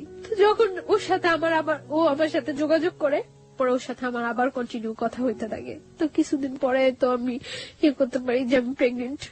তখন আমি ওরা বলি 7 দিনের মাথায় আমার দুলাভাইয়ের নিয়ে আমি আবার ঢাকা আসি। মানে আমি খুব অসুস্থ হয়ে যাই, আমার ঢাকা শিফট করতে বলে। তো আমার দুলাভাই আমার নিয়ে ঢাকা আসে, ওরা আমি ফোন দিয়ে বলি, ও আমার সাথে মিট করতে যায়। আমার দুলাভাইয়ের কাছ থেকে বললে আমার নিয়ে এসে আমার সাথে সারাদিন ঘোরে। ওই দিন আমার নিয়ে কুমিল্লা যায়, তো আমরা ওইখানে থাকি, ওইখানে রাত্রে থাকি। ও বলে যে কিসের ডিভোর্স হয়েছে, এটা তো ডিভোর্সই হয়নি। ও আমারে বলে যে এটা ডিভোর্স হয়নি। ও স্বীকার করে না এটা ডিভোর্স হয়েছে, আমিও মানি না এটা ডিভোর্স হয়েছে। আমরা দুইজনে মেলা, আমি ওরে হলুদ দেই, ও আমার হলুদ দেয়, এবং আমরা ওই দিন বাসর ঘরটা সাজাই সুন্দর করে রুমের মধ্যেই দুইজনে মিলেই ওইখানে আমরা করি। তারপর পরদিন আমি চলে আসার পরে আমার ডাক্তারটাকে দেখা বাড়িতে নিয়ে যায়। তখন আমার মানে যাওয়ার সময় আমার দুলাভাইয়ের সাথে কথা বলে। আমার মনে আছে ও ওই দিন কি পরিমাণ কান্না করে, ও আমার দুলাভাইয়ের কাছে হাত জোর করে রিকোয়েস্ট করে যে যাতে আমার কোনো কিছু না করে ও আমার নিয়ে আসবো। অনলি কোরবানির ঈদ পর্যন্ত ও সময় চায় দুলাভাইয়ের কাছে, হাত জোর করে রিকোয়েস্ট করে। পরে আমার দুলাভাই তো কিছুতেই এটা আর করবো না। পরে যখন মানে দেখি যে আমার ফ্যামিলি থেকে আর কোনো সাপোর্ট নাই ওর ইয়েতে, তখন আমি আরো সিক হয়ে যাই, একেবারে পাগলের মতো হয়ে যাই। বাসায় মেন্টালি এতটা হয়ে যাই যে আমি যে আমার নিজের ক্ষতি করতেছে ওইটাও আমি তখন ফিল করতেছি না। আমি যে কোনো ওর সম্বন্ধে আমি সব সময় ঘরে এক কোনায় একটা বদ্ধ ঘরের মধ্যে দরজা বন্ধ করে অন্ধকার ঘরের মধ্যে এক কোণে বসে থাকি, এবং কেউ কিছু বললেই আমি নিজের মাথা নিজের ওয়ালের সাথে করতেছি, হিট করতেছি নিজের মাথা, আমার শরীর মাথা ফুলে টুলে যায়। এবং আমি তখন ড্রাগ নেওয়া শুরু করি। বাসায় আমার ব্যাগে অনেকগুলো প্যাথেটিক নিয়ে যাই আমি যাওয়ার সময়, মানে আমি কিছুতেই ওর নামাইতে পারতেছি না। তারপর যখন দেখা গেছে যে আমি এরকম সিক হয়ে গেছি, একেবারে মেন্টালি এক কথা পাগল হয়ে গেছি, তখন আমার দুলাভাই বলে যে না, ওর উপরে আর কোনো টর্চার করার দরকার নেই, প্রেশার ক্রিয়েট করার দরকার নেই, যেহেতু ওই ছেলেও চাচ্ছে ওর সাথে সম্পর্ক রাখার জন্য। ওই ছেলে যদি না চাইতো তাহলে আমি ওর কোনো সাপোর্ট করতাম না। ছেলে যেহেতু নিজে আমার কাছে হাত জোর করে কাইটা অনুরোধ করছে, সো থাকুক, ওর মতো থাকতে দেন। ছেলে তো বলছে কোরবানি ঈদের পরে ওরে নিয়ে যাবো। তো এর মধ্যে তখন তো আমি ওর জানে আমি প্রেগনেন্ট, আমি ওরে বলি প্রেগনেন্ট। আমি আবার ঢাকা আসি ওর সাথে দেখা করার জন্য, ওর সাথে দেখা হয়, কথা হয়। তো আমি ওই দিন বলি যে আমি আর বাড়িতে যাব না। তো ও বলে যে যতটা কষ্টই হোক তোমার কোরবানি ঈদ পর্যন্ত ওইখানে থাকতে হবে, ঈদের পরে আমি তোমার নিয়ে আসবো, আমার যাই হোক, যদি আমার ফ্যামিলি থেকে সাপোর্ট না করে আমি তোমার নিয়ে বাইরে থাকবো। তো এই কথা হয় ওর সাথে। তারপর এভাবে চলতে থাকে কোরবানি ঈদ পর্যন্ত। আমি ওর সাথে কন্টিনিউ কথাবার্তা বলি। এর মধ্যে আমার মাও মাঝে মাঝে ওর সাথে কথা বলে জিজ্ঞাসা করে যে তুমি কি করবা, কেন তুমি এইভাবে সম্পর্কটা আগে নিতেছো, যা হয়েছে ওইখানেই ফিনিশ করে দিতা। তো ও বলতেছে না মা, আমার পক্ষে ওরে করা সম্ভব না, আমি ওরে নিয়ে আসবো। তখন আমার মা ওরে বলতেছে তুমি ওরে নিয়ে আসবা, হয়তো দেখা গেছে 2-4 মাস তুমি ওরে নিয়ে থাকতেছো, তারপরে তোমার ফ্যামিলির কেউ তোমার করলো, তুমি তোমার ফ্যামিলির টানে চলে যাবে, আবার তখন ওর কি হইব। পরে বলতেছে না, কখনোই এরকম করবো না আমি আর। তো এইভাবে করতে থাকে। কোরবানি ঈদের পরে ও আমাদের বাড়িতে যায়। তখন তো 1 মান্থ ওভার হয়ে গেছে আমি প্রেগনেন্ট। হ্যাঁ, ও আমাদের বাড়িতে যায়। পরে আমি কেউ জানাই না বাড়িতে এই ব্যাপারটা যে আমি প্রেগনেন্ট। তখন আমার বাড়িতে যাওয়ার পরে যেভাবে একটা গেস্ট আসলে যা করা হয় ঠিক ওর সাথে ওই ব্যাপারটাই খুব সুন্দর ব্যবহার করছে সবাই। সকালবেলা ব্রেকফাস্ট করতে দেওয়া হয়েছে, নাস্তা টাস্তা করতে দেওয়া হয়েছে, তো ওর জন্য পিঠা টিঠা অনেক কিছু করা হয়েছে। তারপরে ওরে মানে আমার দুলাভাই জিজ্ঞাসা করছে যে তুমি কি করতে চাও এখন, আমরা কি নতুন করে তোমাদের বিয়ের অ্যারেঞ্জ করবো, তোমার বাড়িতে জানাবো, তোমার বাসায় জানাবো তুমি যে এখানে আসছো, না কি করবো। ও বলতেছে না কিছু করে না, মানে আর অল্প কটা দিন সময় দেন, আমি ওরে নিয়ে যাবো। ভাইয়া বললো তাহলে তুমি এখানে থাকতে পারবে না, দেখো ওদের তো ভাইও নাই, এই বাসা থাকলে কে কি মিন করে, তাহলে বেটার হয় তুমি চলে যাও, তুমি যখন তোমার সময় হবে তখন তুমি আইসো। পরে সবার মন খারাপ হয়ে যায় যে কি বললো ছেলেটা, এতদিন পর্যন্ত ছেলেটা আমাদেরকে একটা কথা করে রাখছিল, এখন কি বললো। তারপর আমি ওরে জিজ্ঞাসা করি যে তুমি করো, তখন ও আমার বলতেছে যে আমার আর অল্প কটা কিছুদিনের সময় দাও। তারপর ও দুপুর বেলা যখন ও চলে আসে, ভাইয়া ওরে মানে আসার ভাড়াটা পর্যন্ত দিয়ে দেয়, মানে ওর সাথে এরকম ভদ্র আচরণ করছে যে ওর বাসায় যে আমাদের সাথে কি বিহেভটা হয়েছে ওরা কেউ ইয়ে করে নেই, সবাই শুধুমাত্র আমার দিকে তাকায়। তখন কিন্তু আমরা সবাই বলছিল, দেখো তুমি যে ছায়া, এখন যদি তুমি শক্ত হও তাহলে কিন্তু আমরা এখন কিছু করতে পারি। ওরা আটকে রেখে কিন্তু ওর বাড়িতে ফোন দিয়ে আমি বলছি ইম্পসিবল, ও তো বলে আসেনি যে ও আমরা বিয়ে করতে আসতেছে। তো আমি ওর সেফলি ওইখান থেকে যেভাবেই হোক সেফলি, যতটা ইয়া হয়েছে আমার উপরে হয়েছে, ব্লেম যা হয়েছে আমার উপরে হয়েছে, আমি ওরা সেফলি পাঠিয়ে দিছি। তখন আমি ওরা বলছি যে কি করবা। তো ও আসার পর 2-3 দিন খুব তোর জোর বাসা টাসা দেখতেছে, ও আমার নিয়ে আসবো। তো হঠাৎ করে একদিন বলতেছে যে আমার পক্ষে তো পসিবল না। কি বললা এটা? যেটা একবার ভেঙে গেছে যাইতো, তখন আমি পাগল হয়ে যেতাম, যা হয়ে যেতাম, তখন ইয়ে হয়ে যেত, আমার ফ্যামিলি আমার নিয়ে আসছে। এখন তুমি এটা কি বললা? পরে আবার বলতেছে যে না ঠিক আছে। তো এখন তো দিন যাইতেছে, আমার বাসায় জানাজানি হয়ে যায় যদি যে আমি প্রেগনেন্ট, তাহলে তো একটা প্রবলেম। হয়তো আমার বাসায় জানাজানি হয়ে গেলে ওর বিরুদ্ধে যে কোনো একটা অ্যাকশন নিবে, সেটা আমার মনের মধ্যে আরো একটা ভয় কাজ করতেছে। আমি আসলে অনেক বেশি থান্ডার্ড হয়ে গেছিলাম। আমার মনে হচ্ছে আমার লিসনাররা ভাববে যে আমি এখানে নাই। আমি ওর কান্নার শব্দ শুনে আসলে অনেক বেশি থান্ডার্ড হয়ে গেছে, আমার নিজের চোখে পানি চলে আসছে, আমি আসলে কথা বলতে পারছিলাম না। গল্পের একেবারে শেষের দিকে আমরা চলে এসেছি। আমি কিছু কোশ্চেন আপনাকে করতে চাই। প্রথম প্রশ্নটা হচ্ছে, আপনি কয় মাসের প্রেগনেন্ট এই মুহূর্তে? 4 month। 4 month। মানে what's your decision about your baby? আমি আমার বেবিটা রাখতে চাই, by at any cost. Any কষ্ট। যদি আপনার হাজবেন্ড ডিভোর্স দিয়ে দিয়েছে এবং ওটাই যদি বলবৎ থাকে, তাহলেও কি আপনি আপনার বেবিটা রাখতে চান? তাহলে কিভাবে সম্ভব? ওকে। ও আচ্ছা, আর আরেকটা যেটা, সেটা হচ্ছে যে আপনার প্রথম হাজবেন্ড আর পরবর্তীতে যোগাযোগ করেনি? না, ওর সাথে পরবর্তীতে ও আর কোনো যোগাযোগ করেনি, কোনো কিছু হয়নি। আর ওর সাথে ওকে ডিভোর্স দিয়ে দিয়েছে? হ্যাঁ, ওর সাথে আমার ফ্যামিলি থেকে ডিভোর্স হ্যাঁ, যখন ফার্স্টলি আমার বাড়িতে নিয়ে যায় তখনই ওর সাথে ডিভোর্স হয়ে কার্ড গেছে। সিট করে ওকে, দিয়েছে। সেকেন্ড হাজবেন্ড যে ছিল তার সাথে এখন বর্তমান কতদিন যাবত আপনার যোগাযোগ হয়নি? এখন এই শুক্রবার থেকে হচ্ছে না। লাস্ট এর মধ্যে আমি যখন আপনাদের কাছে ফোন করছিলাম তার কিছুদিন গ্যাপ ছিল, তারপর আবার আমার কাছ থেকে 1 সপ্তাহ সময় নিছিল। ওর অবস্থা হচ্ছে কখনো ফ্যামিলির কাছ থেকে ও মোটিভেট হচ্ছে, কখনো আপনার কাছ থেকে ও আসলে সিদ্ধান্ত নিতে পারছে না, সিদ্ধান্ত নিতে পারতেছে না যে ও আসলে কি করবে। হ্যাঁ, এবং ও এখন খুব প্রচুর অ্যাডিক্টেড হয়ে গেছে, সারা দিন রাত নেশা করে এবং এই অবস্থায় থাকে। আপনি যে বলছিলেন যে আপনি মাঝখানে ড্রাগ নিচ্ছিলেন, আপনি কি এখন সেই ড্রাগ নিচ্ছেন? মানে আমি যখন ঢাকা চলে আসছি তখন থেকে আমি আর ড্রাগ নিচ্ছি না, কারণ আমার এখন ড্রাগ নিলে তো এটা আমার বেবিটার উপরও। আমি এই গল্পটা শোনার পরে আমার কাছে মনে হয়েছে যে আমাদের এই যে নিষ্পাপ দুটো প্রাণ, বা এই যে আজকে ছায়া যে জায়গাটায় দাঁড়িয়ে আছে, সেই ভুলের গুলোর জন্য আসলে কারা দায়ী? প্রথমত তার ফ্যামিলি, এবং দ্বিতীয়ত হচ্ছে যে ছেলেটা বিয়ে করলো তার ফ্যামিলি। লাস্ট আমি আর একটু শেষ করতে চাই। জি প্লিজ। যেদিন আমি ঢাকা আসছি ওই দিন ও আমার ভোরবেলা আনতে গেছে, আনার পর ভোরবেলা আনিনা আমার একটা হোটেলে উঠছে, উঠার পর 1টা পর্যন্ত আমরা হোটেলে ছিলাম। তখন ওর সাথে আমার সাথে হাজবেন্ড ওয়াইফ রিলেশন কন্টিনিউ হচ্ছে, কারণ ও বিলিভ করে না ওর সাথে আমার ডিভোর্স হয়েছে, আমিও বিলিভ করি না। আর তাছাড়া তো আমি তো প্রেগনেন্ট। তারপরে আমার একটা জব নিছি আমি হসপিটালে, ওইখানে বাসা টাসা নিয়ে উঠছি। তো ওইখানে যাতায়াত করে যাচ্ছে আসছে ইয়ে করছে এইভাবে। এখন তো 3 মাস ওভার হয়ে গেছে। তো আমি বললাম যে এইভাবে তো হচ্ছে না, কারণ আমাদের মধ্যে আরেকটা লাইফ আছে, আরেকটা জীবন বাড়তেছে।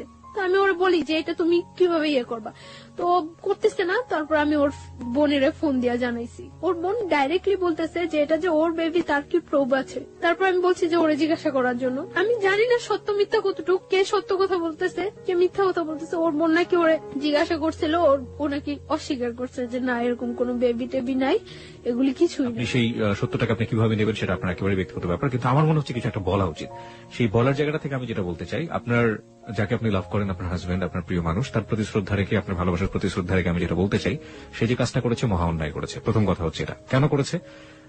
আপনাকে যখন তার ফ্যামিলির চাপে ডিভোর্সের মতো কাজটাই করলো এবং বললো যেটা ম্যানেজ হয়ে যাবে, সেটা ম্যানেজ করে এত বড় গর্হিত অপরাধ সে যখন করতে পারলো, তখনই কিন্তু আপনার ধারণা নেওয়া উচিত ছিল যে এই ছেলেটাকে দিয়ে আপনি এত বড় রিস্ক লাইফে নিতে পারবেন না। 1 2 নাম্বার হচ্ছে আপনি এখনো তার আশা করে আপনি বেবিটাকে আপনার পেটের মধ্যে বড় করছেন, আপনার শরীরের মধ্যে বড় করছেন।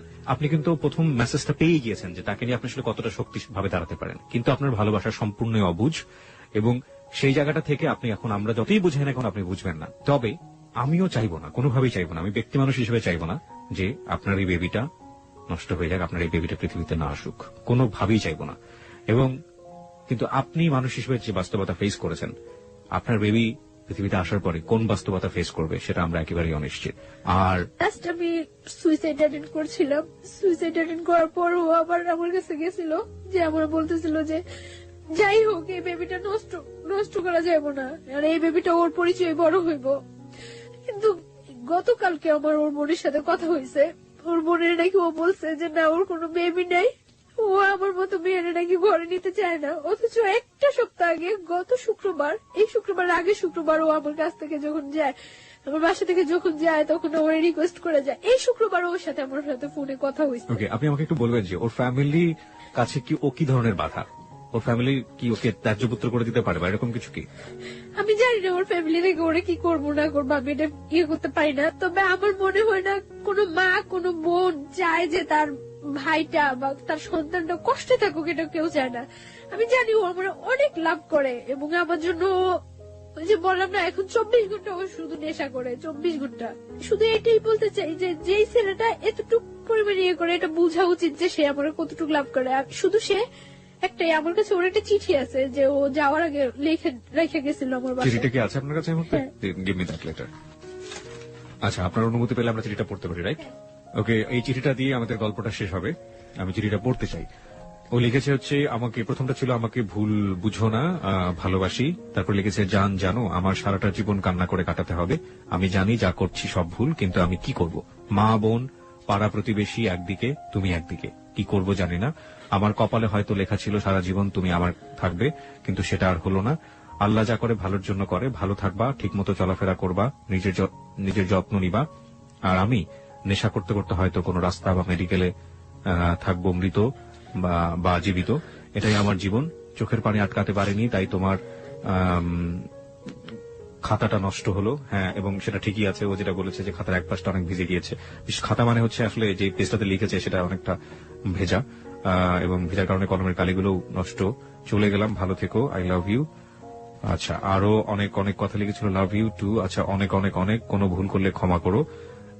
তোমার ভালোবাসা সেটা সারা জীবনও ভোলার মতো না। এক জীবন, 2 জীবন, 3 জীবন, শত শত জীবন পেলেও ভুল বোঝো না, শুধু তোমাকে চাই, তোমাকে চাই। আই লাভ ইউ চান, সোনা পাখি।